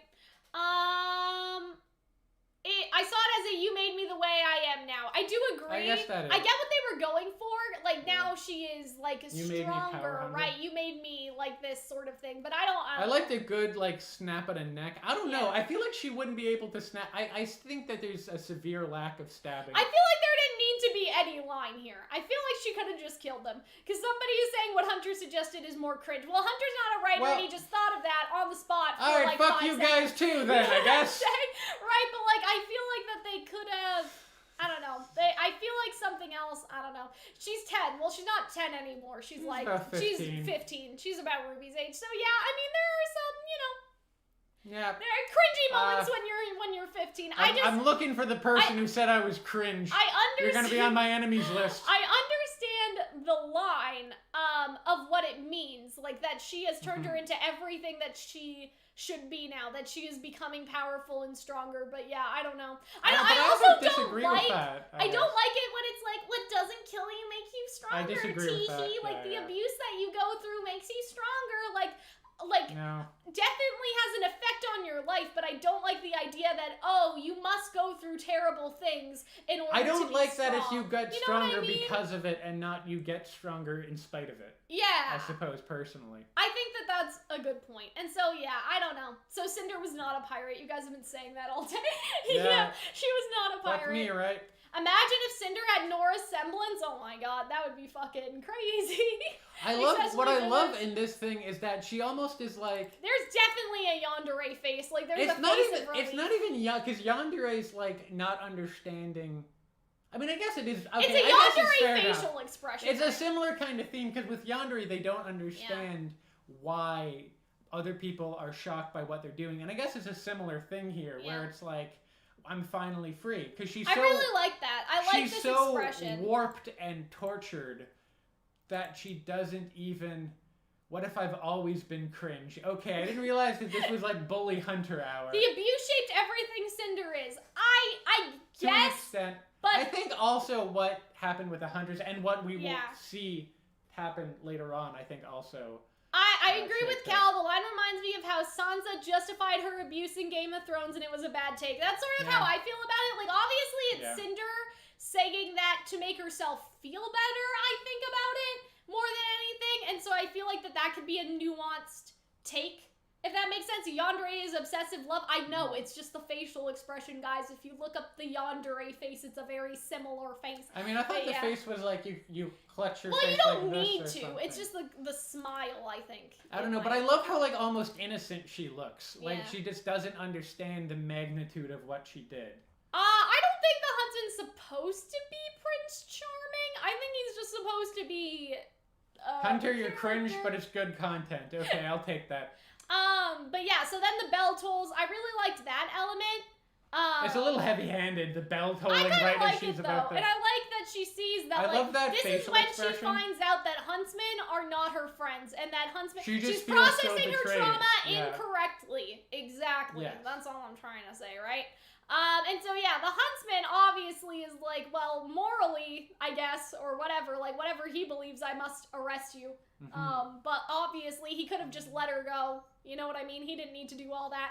But yeah, so I really like this, to me, is the turning point in the huntsman's character, because he could have let her go and looked the other way, but he didn't. And so I know we already talked about this, so I don't want to go through it all again, but like, Hunter said that he's always been gray, and I do agree with that, but this is where he turned for me personally, and this is where I really like, oh god, this fucking guy, right? Because he's sort of like Marrow, right? Like, how much are you going to deal with, or Clover, right? Like Clover and how he goes after Crow. Like, how much are you going to, you know what I mean? How much are you going to follow the law to the letter?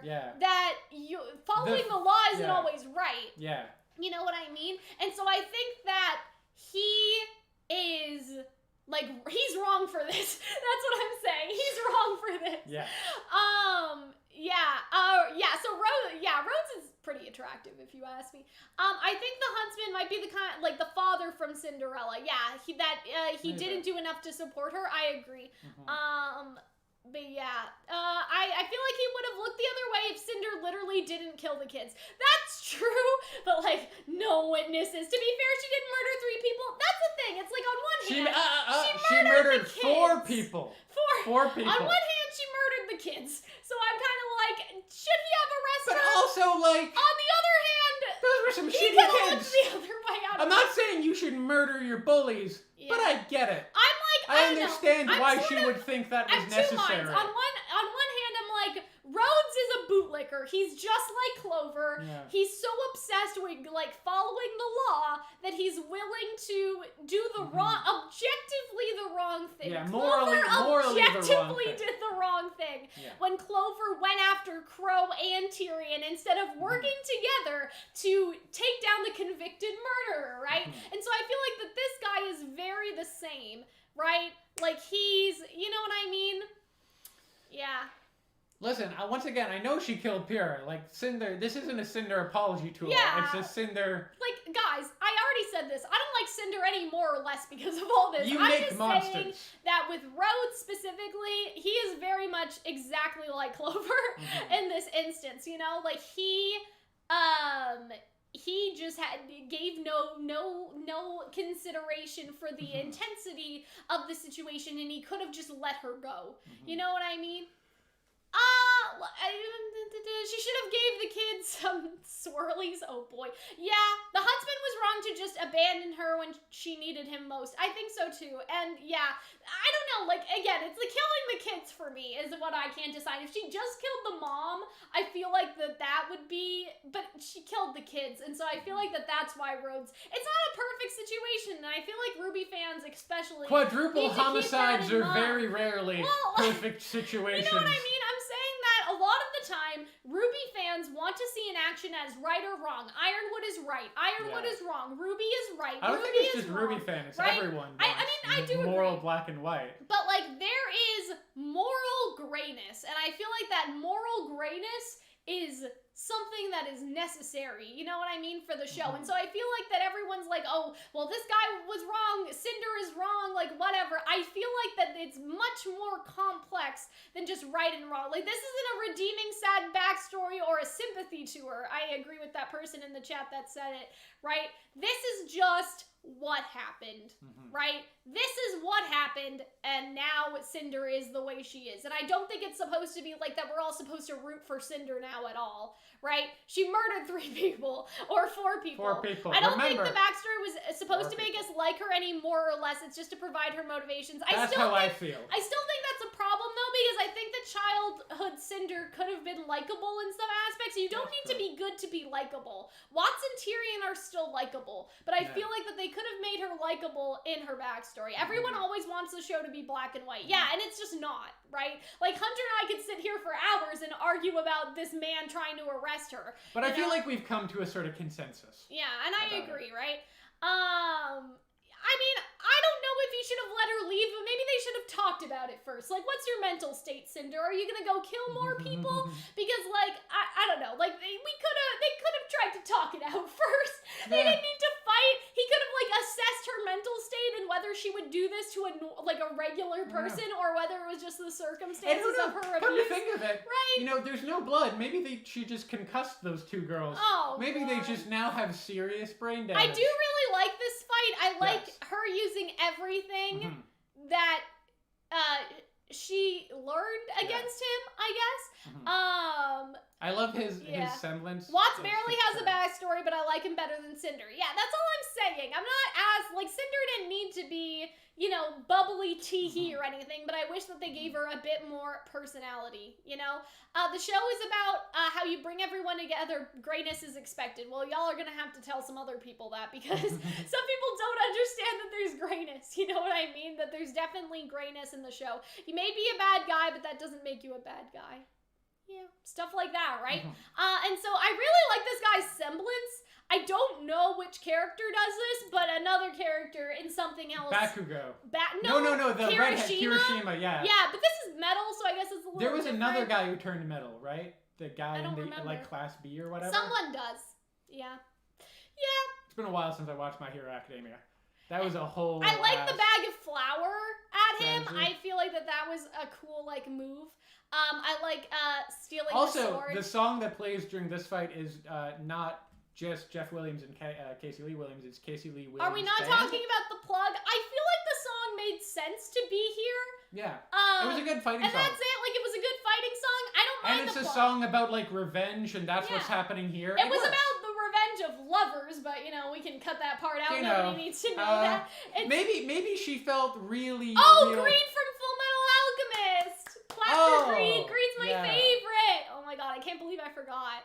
Yeah. Colossus from X-Men. That's who I thought. Greed is my favorite character in Full Metal Alchemist, guys. If you guys have seen my Full Metal Alchemist reactions, you'll know that Greed is my favorite, and I love him What very much. I'm learning from this comment section is that there's a lot of character that turns turns into metal.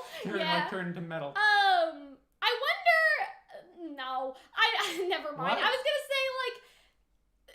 I don't know. Like, you have metal and then you have metal, like, with Ironwood and, like, this guy. You know what I mean? Like, the metal is, like, Ironwood's mental semblance, but then he has the metal, you know? Are you implying that they banged? Maybe. I don't know. I don't know what I was trying to do. Maybe create a ship. I don't know. But yeah, so I really like... I also like the degree in which this guy is probably not very good a huntsman, because, like, he got his aura broken by a malnourished 14-year-old. Yeah. Who was Cinder's biggest win is against an adult huntsman. Oh, Well, I feel like she lost against Raven and she lost against Penny twice. I feel like she needs a W. You guys are talking about the guy from My Hero, but I don't Yeah. remember who he is. He was from Class big oof. B. He was the guy who fought Kirishima and. But yeah. So okay, guys. No blood. Listen. No No blood. blood. What Right. the fuck? 2 through the diaphragm. Right? No blood. No blood. Like when Clover dies, blood. When this guy dies, no blood. So like, I kind of hope that that's an animation. Maybe they were. error. Did they think what people were upset about with Clover dying was the blood? It wasn't the blood, Wasn't the guys. blood, It guys. wasn't the Wasn't blood the that blood. people were upset about. How do you guys feel about this? Because this completely took me out of It the did scene, feel a little if weird. that makes sense. Yeah. I think it's very strange. Yeah. Right? I think he dropped his weapons because he thought that they were done. He broke the aura. He didn't want to hurt her anymore. Right? You know what I mean? Dumbass. But there's no blood. Yeah. How do you guys feel about that? Because I think that was kind of bad. Like, I think that's just, blood is only for important characters. RWBY is too PG friendly, but that's not true. But it happened. Maybe Right? they went too Clover far and in Flo. Volume 7, and they think they want to Clover roll and it Flo. back now. Yeah, but what about Weiss? I When don't know. Weiss gets stabbed, she bleeds. That's true. Yeah. Tyrion says, bitch. Yeah. I don't know why. Oscar's literally being tortured, but this Yeah. is where we draw the line at blood. It completely like. I'm starting to wonder if it was a COVID thing that it would Maybe. make the shots more complex, so they just cut it. Unfinished animation, maybe. I hope that Maybe. they fix it. Yeah. I don't know. It kind of like it made the scene feel sort of weird to me because I'm like, these characters aren't real. They are dolls. Yeah. You know what I Some mean? They people- are dolls with no blood. I don't know. Like, but you guys are saying that it needs TVMA, but what the fuck does that matter? RWBY's not being uploaded to YouTube anymore. Mhm. So why the fuck do they care? I don't It was know. underwhelming. Yeah, I agree. Like, maybe censorship out of their control, maybe, but like that's never happened before. Blood wasn't invented yet. Thank you for that That's shit funny. posting. Right, so maybe they'll fix it. I don't know. I don't know. Hopefully, I'd be down for But it. I think it kind of sucks a little. Just because Some people didn't notice it. Some people don't care. noticed it. RWBY is I PG noticed it. RWBY PG friendly. My ass blood is common in this show. That's what I'm I saying. know. It just seems odd. Right? Maybe Cinder subconsciously omitted the blood. That would kind of be interesting. But then we would have a unreliable narrator, and that would be a little concerning, right? But yeah, I don't know. I feel like there was a ton of blood during the election party. Yeah, like RWBY's not being uploaded to YouTube. It's on their own website. So why? You know what I mean? Like, why do you need to be Yeah, PG? I don't know. You're on your own website, and the show it is was being a time funded thing. by first members and merch. Yeah. The show's not being funded by YouTube ad Maybe revenue. Warner Do you Brothers guys asked them to understand? tone it down. Maybe, like it and could that's be a what I'm thing. sort of wondering. Maybe like- he doesn't have blood count. Maybe that's his semblance. He was all middle down there. Oh dear, but yeah, like I don't know. In I previous love- seasons, they've had blood guys. I don't think this has anything to do with Warner Brothers or Warner Brothers censorship. Okay, we're missing guys. here that he gives her one final head pat, and she's Yeah. like surprised. And someone pointed this out at Tumblr that when Pyrrha dies, she also kind of holds her head for Yeah. a moment as she dies. So it's almost like she has this weird ritual with killing people. Yeah. Like she's not in her own broken, twisted mind. Yeah. She's not necessarily sadistic, but she views killing as a kind of egalitarian thing. Yeah. Or not egalitarian, but like a necessary mechanical thing that you don't overthink, because Yeah. that's how cruelty has been shown to her. Yeah. I kind of like that. I really like the head pat. I think that's really interesting. I don't know. I honestly, as much as I agree with you that I feel like it was kind of basic, But I do yeah, like. she head patted Pyrrha, I do like it. I like it. and then she takes the collar off, Which and I I'm- like that we see. there's a scar. So she has a scar. Hunter didn't notice Oh. that before, I guess. So I'm That's wondering cool. if we go back and look at all of Cinder's outfits, if that scar is present. Well, goddamn, she's the had entire like time. 15 million Because, outfits. like, right so- now, she has something that covers her neck, Yeah. but I don't remember if her Volume 1 outfit does. I'm trying right? to remember as well. Well, actually, She does cry, though, and What so is I she- feel like she is... I it could've... can't see it. Oh, she has a choker on, I think. Oh, Hold on, maybe she hold on, wears hold on. chokers to. Hold on, everyone. Why don't we go take a look-see? But is she sad because they died, or is she crying happiness because she's free? I think she's doing both. I think it might be she's free because she has that kind of little smile going on. Yeah, I think that she's happy that she's free, and then she's also She's also smiling, I think. Yeah, she has a choker. Because she's survived, right? So I think that Cinder has always worn something around her neck. Let's see. I'm sorry that I can't show you guys, obviously. But yeah, she had a choker. I'm trying to think of, like, the infiltration thing. That yeah, was probably so a choker. her outfit. Her volume 3 volume 4 outfit.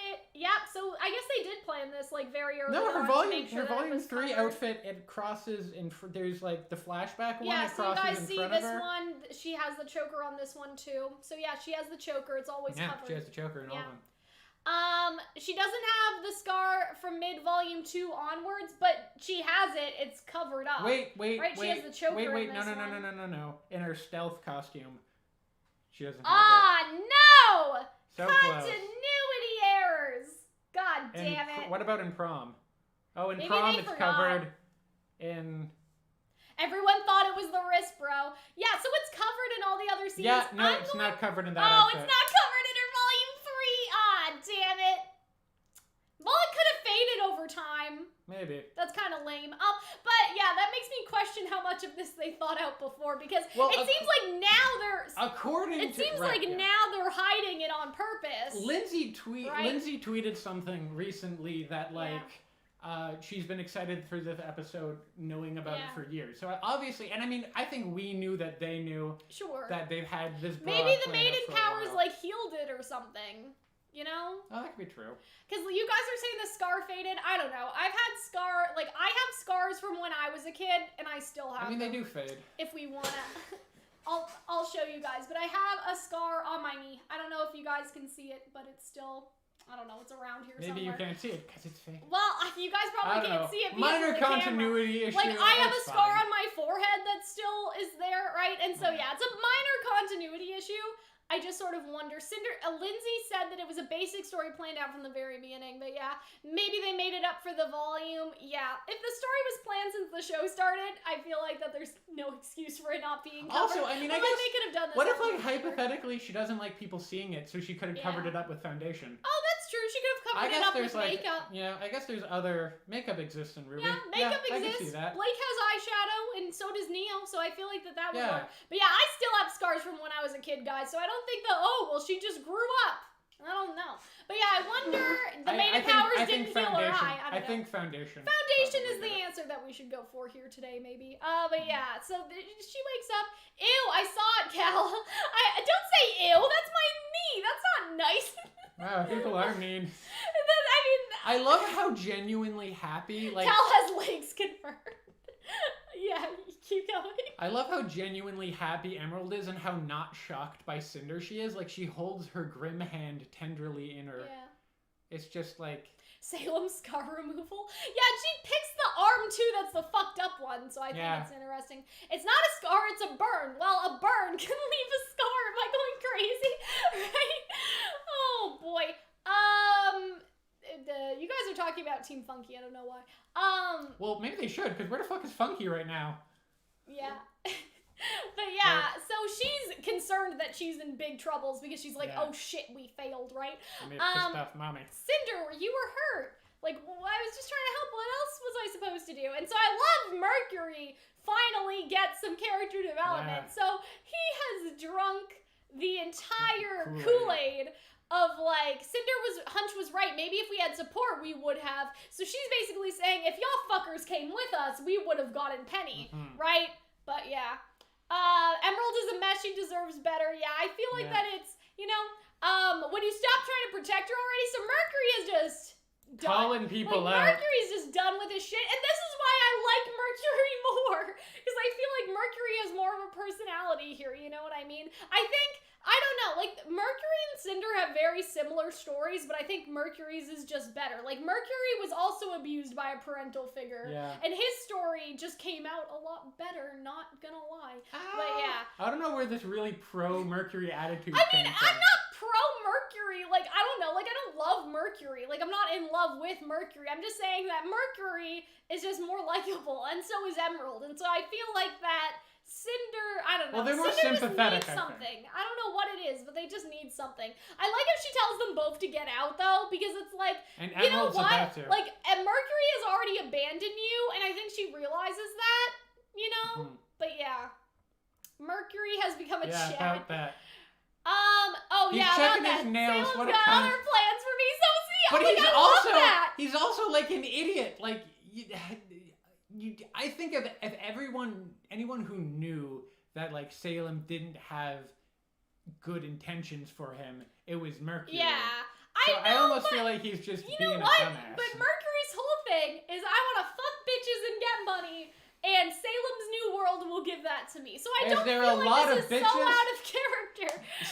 Cinder's sexuality is homicide. Emerald's definitely And see, into this Cinder. is why I say that Salem plays on what people want. Right? Hazel wants to beat up Ozpin? Well, there you go. Mercury wants to stop following Cinder, and Salem gives him the opportunity to stop. It's like Salem's always listening. She's listening in the walls, even if she doesn't know. You know what I mean? But yeah, I really like Mercury. I think he's just acting especially cocky and shitty. Well, see, look. I love that face and where it's she's the genuinely same, surprised. This is a parallel to the- Penny being genuinely surprised last episode that Cinder, or I guess Emerald had feelings for Cinder, right? It's the same sort of thing, you know? Like, remember how the Maiden Powers disappear from Penny's face when she realizes that Emerald is, like, crying? Yeah. And all that stuff? It's sort of the same thing that, I also like, think Cinder that is. I think this Cinder face- actually is hurt. This by face the fact, also right? looks like the face she makes right before she gets angry And so Mercury's when just Rhodes betrays her. someone else who betrays her. So this is her betrayal Mercury face. is moving on up, you know what I'm saying? Wants everyone on the bridge. But yeah, she looks hurt by this, but it's like, what did you expect? If you don't treat people nicely, they aren't gonna want to play with you anymore, Cinder. And so I feel like that's basically what happened, right? Oh boy, yeah. And so something big is about to happen. I thought that was kind of interesting. But yeah, like, Emerald looks away as if she understands why Mercury is following Salem. And then it goes back to that motif of, like, a single light shining But on yeah, top of her. I really like that for Mercury. I'm glad that Mercury is getting something because people have been a little worried about him. I don't know. I guess Mercury has always been a character I was never terribly invested in. I feel like that was really good. You know what I mean? But yeah, I'd like to express again that this burden is mine to bear. So yeah, basically Ozpin's like, let me take the beating, and Oscar's like, no, that will make it worse, right? And I really like this conversation. Also, he has blood, not very much. Yeah, like Oscar has blood. I also feel like if he got the shit kicked out, I mean, maybe you don't see the rest of his bruises, I suppose. Yeah. So Oscar says that this is their chance, and I want to talk about that. I just spilled some water over myself, guys. Don't mind me.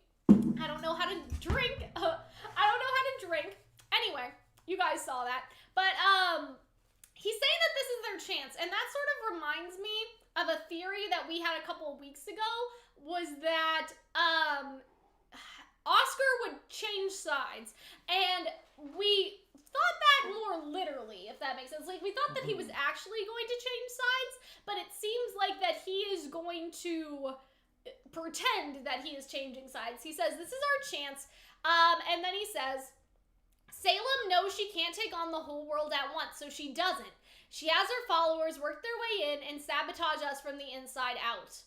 Maybe we should do the same. And so I feel like Oscar is going undercover. And that was our theory from a couple weeks ago, except we thought he actually was going to do it. I would kind of think that it would be interesting if he starts out doing it pretending, but then is actually convinced by Salem's Kool-Aid. I think that would be a good moral conflict, because Ozpin would be like, Oscar, remember why we were here? Remember what we were doing? And then Oscar's like, well, maybe it isn't so bad. I don't know. Part of me wonders if he will admit to what it is, and Salem will try to use it, but it will be the Neo switcheroo. I don't know. I'm thinking we're moving to a point where, like, Cinder and Neo and Emerald are kind of maybe at odds with Salem. I don't know, but I feel like that it would be really interesting, because I feel like Oscar is going to go undercover. It would be kind of cool if he feels conflicted later on about his undercoverness, you know? Oscar Protection Squad is losing.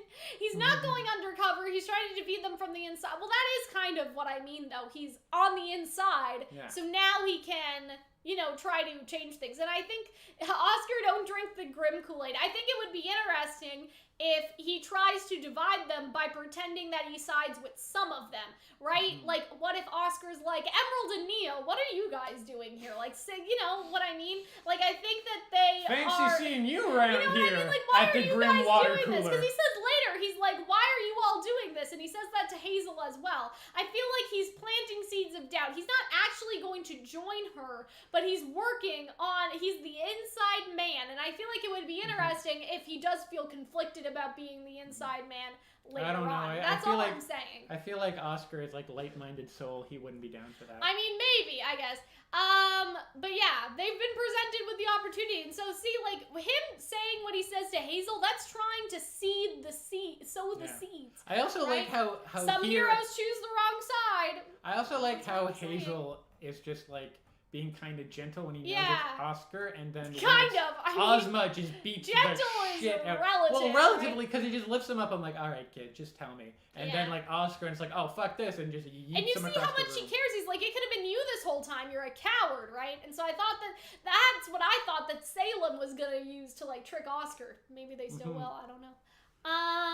He starts trying to tell the followers that our goal isn't to make a new world for them, but to destroy everything. I think that would be interesting. I feel like that he is going to act as the inside man. The question is whether people will actually believe her.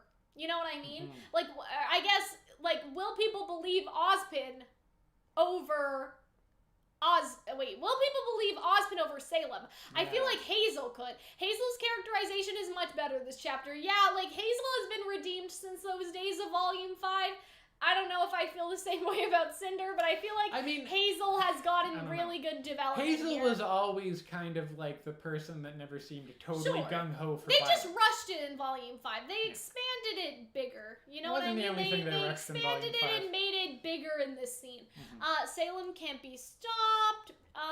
She's a force of nature. And so what's interesting how he sees her is that she's like a Grimm. Yeah. You know what I mean? That she is not a person, but she's a hurricane or a flood. She's a natural occurrence, right? But you send children to your death. So I guess his perspective is it would be better for Salem to win because no one else would die anymore. That is his idea. Because if Salem is ruling this like utopia dystopia, right? You know, that would change things. And I feel like that's pretty interesting. I want Oscar to join the dark side. I agree. I mean, I feel like that he should join the dark side in a pretending type way and then maybe feel conflicted. She isn't a force of nature because Salem can be thought, right? Unless she brings the relics together, and if that happens, right? And so he's sort of realizing that there's more to the story than I think that he's heard. And so I think that that's interesting. And then Salem interrupts, and it's like, perfect timing, let's go. I don't know why. They've been doing, like, whenever she smiles, it's distressing. I think it's really good. The fact that it's like it's shot really from good. a low angle up at her and she's smiling, looking like, condescendingly, it just has this like very sort of distressing, dominant vibes. Hazel could turn. I agree. I think Hazel could turn. I think Hazel could turn. I think Cinder and Emerald could turn. I think Neo was never really, with I like how he puts his hand on Oscar's shoulder. Just in case as if he's gonna try to run away or whatever. It seems almost comforting, but it's also like, you know what I mean? Like, oh, put your hand on him just in case he tries to make a run for it. Like, what the fuck is he gonna run? You know what I'm saying? Yes. Tyrion, Cinder, Mercury. Good for him. And then I like the camera turn here and how we see Emerald and Neo are like the lesser and they're over there. So Can we also talk about how the Grimm is like right beside? Yeah. It's interesting that she likes the people most dog-like. She's so fucking panicked. Like right? Cinder, I mean. Cinder's so fucking panicked. It's interesting that she likes her minions that are the most like dog-like, most like just pet-like. Yeah, like with Tyrion and with the Hound. She pets him and all that stuff, so yeah. I like how they show the phone so they don't need to explain that Watts texted. It's a very, like, RWBY does show don't tell so good sometimes, and then other times it just... I feel like they definitely got better. It has gotten better, and I like this scene, because it's a very subtle, like, oh, Watts texted because he stole the scroll, all that stuff, right? So I thought that was kind of cool. Speaking of which, Cinder, so, like, she really thought she was fucked. And everyone's like, does this mean that Cinder doesn't get consequences for her actions? Like, some people are being a little stupid. This is the long con. Like, you guys have to understand that this is the long con. Just because Salem says it this way doesn't mean that this is how she truly feels. The consequences for Cinder are gonna come later, right? And so everyone's like, why didn't Cinder face consequences? It's like, you guys don't even fucking know the consequences yet. We haven't even gotten there. This is Salem's long con manipulation. I like going back to the shock collar. I think that was really good of a scene. And so and I like how it shows her like going against the stepmother, because I feel like that's a little foreshadowing. That's like how and then she says, it's all my fault. Unwavering. Oh, no, I think Salem it said, talking. you fought. I know. So it's all my fault. So Salem's saying that it's all her fault, and then she says, you fought your whole life unwaveringly for what you want, and here I am holding you back. So you guys don't understand. It's not that Cinder isn't facing consequences. It's that the consequences are the long con manipulation psychological warfare game, okay? Salem knows how to actually manipulate people, yes. And so, she has this, like, sort of a fake frown, like, here I am, holding you back instead of lifting you up, right? And then she helps her get up. And so this is, like, the long con, sis. You deserve so much more than I've given you. And you see Neo isn't buying it. I think it's interesting that the Hound sniffs Neo, Emerald, and then Cinder. Well, yeah, to see where they're going, right? So they don't run away. So Salem does not trust them, and I think she's gonna pull something. Like, I think that Hound is gonna attack them later on. She is saying this to Cinder to is placate the right word?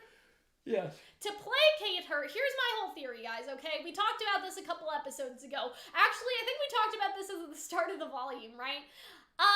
She wants Penny to be her permanent vessel. That is my theory. We've talked about this many a time. But she wants Penny to be her permanent vessel. And what she will do with that is that Penny will, she will forcibly make Cinder transfer the maiden powers into Penny. Because Hacked Penny is a more obedient servant than Cinder, right? She has realized that Cinder is disobedient and that she cannot listen and therefore needs to be discarded. But she cannot discard Cinder so, like, recently, or else Cinder will run away with the powers to the vault that she has not yet been able to find yet.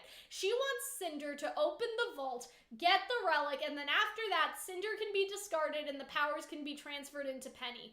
That is sort of my theory, right? And so she says, right, whether you or my Hound get to her first, you will finally have the Winter Maiden's power. She says that, but I don't think that that is the case. I don't think that that's true at all. I think that Salem wants Penny. I think that she does. Yes. And I think that this is just all a manipulation tactic to keep Cinder close and to try to give Cinder what she wants so she can keep an eye on her. And then in a switcheroo, she will try to take the maiden powers out of Cinder and put them into Penny. It is the long con, right? She is trying to make sure that Cinder doesn't get disgruntled enough to disobey her and flee. She's trying to give Cinder what she wants, but it's going to sort of backfire, I think. I doubt that Penny will be able to have more than one maiden powers. Why can Cinder have more than one maiden powers, but not Penny? You know what I mean? And we're not saying that Penny will, right? We're just saying that that is the idea. You know, like that is the concept of Salem. Because I don't think that Cinder's dying this volume. You know what I mean? For Penny to have the fall maiden powers, Cinder would have to die. So we're not saying it's going to happen, but that is Salem's idea. Yeah. I think that that is her general plan, is that Cinder will one day be replaceable and discardable as soon as they find out where the Haven relic is so they can go get it. Until then, she needs to be kept a close eye on, so why not give her a little bit what she wants, right? That is the idea. That is what I believe, right?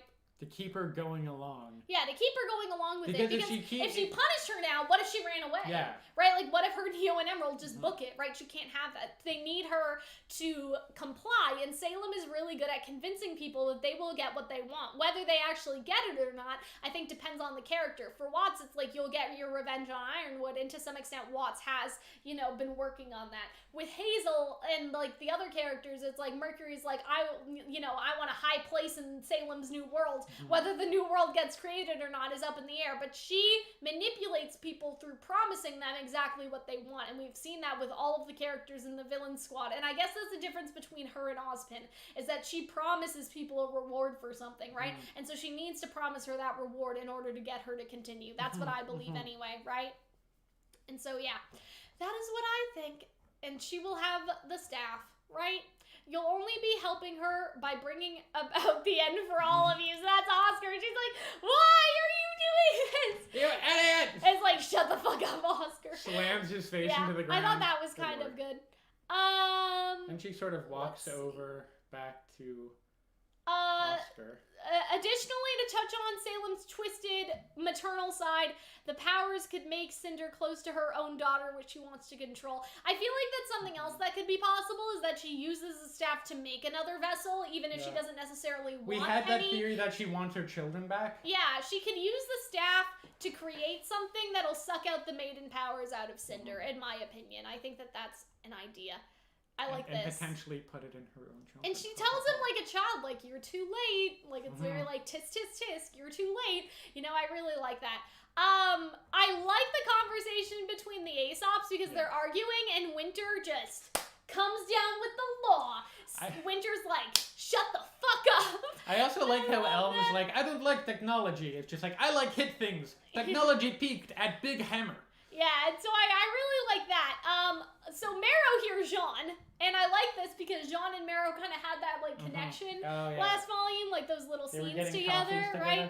And so so that's Jean, Yang, and Ren, and so I love the are you serious right now? Like, I like that scene that we'll get to in a second, where Jean, Ren, and Yang are all here. And Winter doesn't seem to be like, she's not apprehend them yet, but the Aesops clearly want that. Right? I also like that the Grim River isn't there anymore. I know, because it's been sucked out. It's going, it's Also, we haven't seen it yet, but I was totally right about the Grim River. Yeah, and so we'll talk about that. Winter is mad at them because they're talking about Penny like she's not a person, and Winter knows Penny is the person. I think that's true. That's true as well. I think she feels. But like, look at this. He's like, "Are you serious right now? There are people in danger, right?" So I feel like the Aesops are like, "Oh well, they're fugitives." It's very like Clover. Like, let's arrest them because they're fugitives. It's a little bit like Rhodes. Like, let's arrest them because they're criminals, not let's do the thing and bring these people on because we have bigger issues. You know, bigger problems going on, right? And so I feel like it's that very same, like, the military, like, them focusing on the law. Because look at Hare. Hare's ready to fucking fight. Like, can y'all stop? No! And they don't, these two don't even get off the ship, by the way. All them three are up there. But I think that this was interesting because Winter didn't seem like she was going to have them arrested, right? The Aesops don't think. Yeah, that's basically it. The Aesops just, they're not thinking. But I feel can we go back to that scared little fox boy? I love him. Oh, look at Gus. Look at my little Italian mole grandpa boy. What I was gonna say was, I feel like that they aren't gonna arrest Yang, Ren, and Jean now that they're seeing all the Grimm. I feel like that they are going to be different than Clover. Like, Winter is gonna be in contrast to Clover because Winter is going to showcase that she can let it go, like how she let Weiss and Ruby go, right? She was just like, I'll give you a head start or whatever she said. Like, Winter is not as close holden to the law as Clover was, and I feel like that Winter is not going to arrest Yang, Jean, and Ren. They are going to all maybe work together to get the Grimm up in Atlas, hopefully.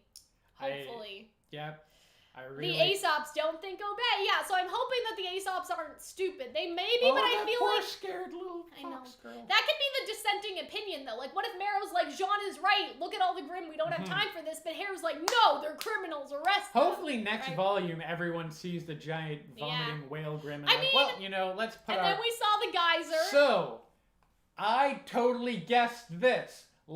You didn't want to make a video, which we probably shouldn't because it would have been a very short video. Yeah. But at the end, because I looked it up if there's any rivers in the Wizard of Oz, because everyone was saying it was the River Styx. Yeah. So and I still see that. And then the Wizard of Oz books, there was the Tricky River, which actually they describe it as going up the side of a mountain into a city at the top of a mountain. Hunter did say that. And I'm like, it's gonna jump up, and I kind of didn't believe that. I'm like, oh yeah, it's gonna like jump up and like latch on to Atlas. So you were right. It must be inspired by that. See, like Winter and Hare, you guys cannot want to arrest Jean and Ren and Yang after seeing what you're seeing. Like, they are seeing it. They cannot want to arrest them. I have a feeling that they're like, okay, I can't help but feel if like, though the Grimm broke through the hard light wall. Okay, they're crawling in. They're taking down the defenses. Like, it's just not on one hand, part of me thought that like just people getting swallowed whole by like a wave of Grimm juice would have been like really terrible. Yeah. But I also feel like we'll still see the Grimm flood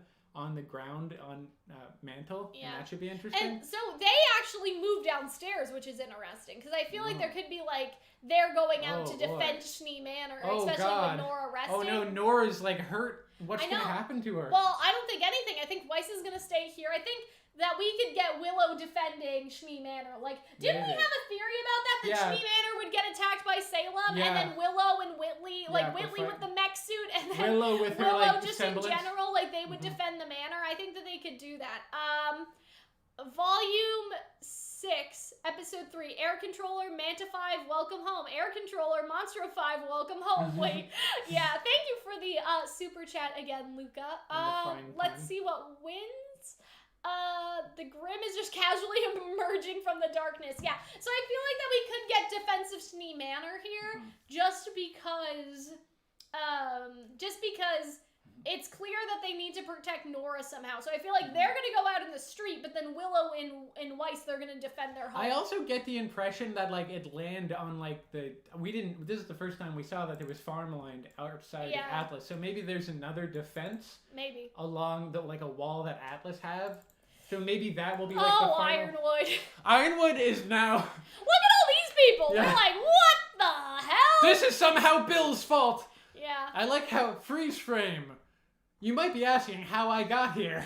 Well, you see, I became a fascist. Hey, look, the Atlas airships actually do something for once. Thank you, just some chap in a top hat for the $5 super chat. Willow just has a pistol.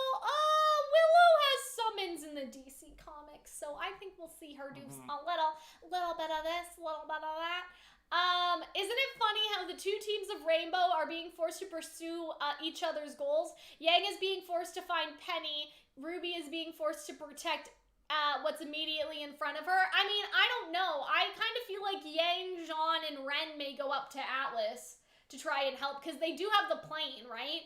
And Marrow, I guess the Aesops are also in the plane. So, like, I feel like the Aesops could go up, and maybe Hare, Winter, Jean, Ren, and Yang will go find Penny, and then maybe the Aesops will go protect the city, but I feel like their focus is going to be on the city, at least most of them. I feel like most of them are going to have focus on the city, but maybe... Because I think they understand that Atlas will be harder to take down. Yeah, like, and Penny's just out there, all the stuff that they want, you know, the relic and everything is in Atlas. I feel like that Yang, Jean, and Ren, maybe they'll insist to go up to Atlas, but then Winter will be like, no, you guys help me find Penny, the Aesops can go back up and defend Atlas. Maybe that will be the split. I think that sounds kind of cool. I like that. But yeah, so an Atlas airship actually did shit, but like... Not a lot. Still, it couldn't, it took out one Grim. Yeah, where's the rest of the fleet, bro? I wonder if there's almost like, the fleet? I almost wonder if there's like a wall, but it doesn't look like there's a wall where the... Well, there used to be. I guess mean, there used to be this, right? Yeah, but was there like even like a smaller physical barrier? I don't know, but yeah. What the fuck, bro? How we feeling, Elysians? Hi, Eddie. Yeah. So, what were we saying, Hunter, about this? I totally forgot.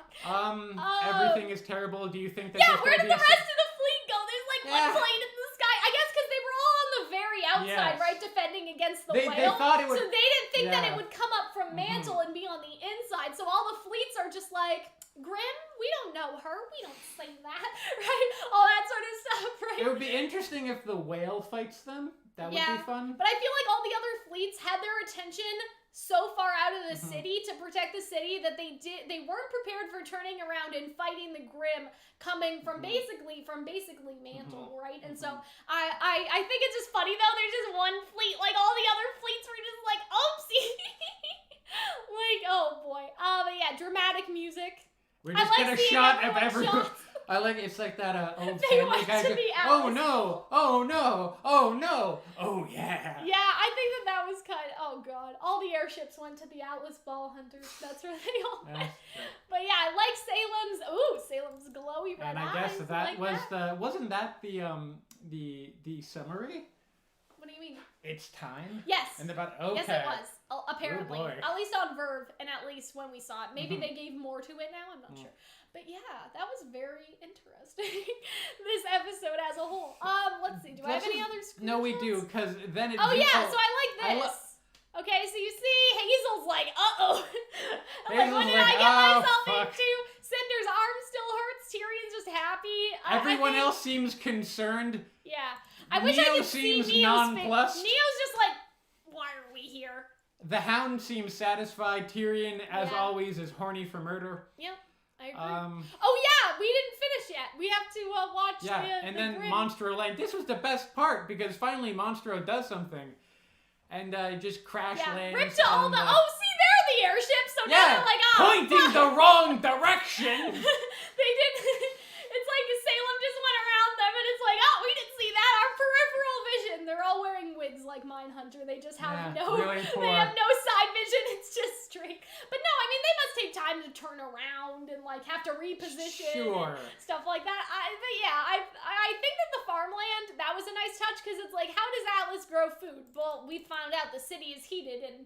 You know, the land is probably heated. I thought that was kind of nice. I like this wide shot of the city. I like how Monstro didn't perfectly come on, because my question is, why not just go on top of the buildings? Who cares? Yeah. Right? Like, why not just It would crush almost the be building? more effective to belly flop just on a whole city block. But I don't know. There could be a reason. Maybe the whale's very sensitive. Like, maybe it could be I destroyed don't know. very Yeah. easily. Maybe the buildings are very pointy. Because But look if at the we've school. learned- The school would scare someone, right? So, like, Yeah. the other Atlas buildings, maybe it's just not a risk we're willing to take, If we've right? learned anything from Salem, it's that she doesn't much care for the lives of humans, but very much so cares for the structural 'Cause, like, integrity of her. I don't know. Like, some of those buildings could be pointy. That could be a little dangerous for the Grim to just squash right on top of the buildings.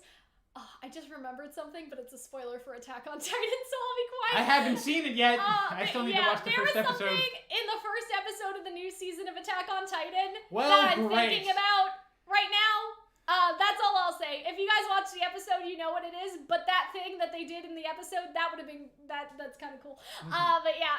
Anyway. This was the also you This get was the impression of horrifying, how bro. giant Monstro is. Yeah. This vomit is probably like acres long. Yeah, acres and acres, bro. And also Let's we talk get to about the see different all Grim. types of Grim, like the gang's all here. This looks like a Beowulf, like a more There's a traditional Beowulf. looking Beowulf. There's a Oh Baringle. wait, is that a Beowulf? Are you a Beowulf? You look more wolf-like. There's Oh wait, no, this is an Ursa. Right. I'm so sorry. There's a is boar an bust in the Ursa. background. There's stuff we haven't seen This since is a Vale. Beowulf. That's the The Baringle. Baringle, there's, the I don't know if we got a shot. T-Rexosaurus There's a thing. shot we got in the there it is. There's the apathy.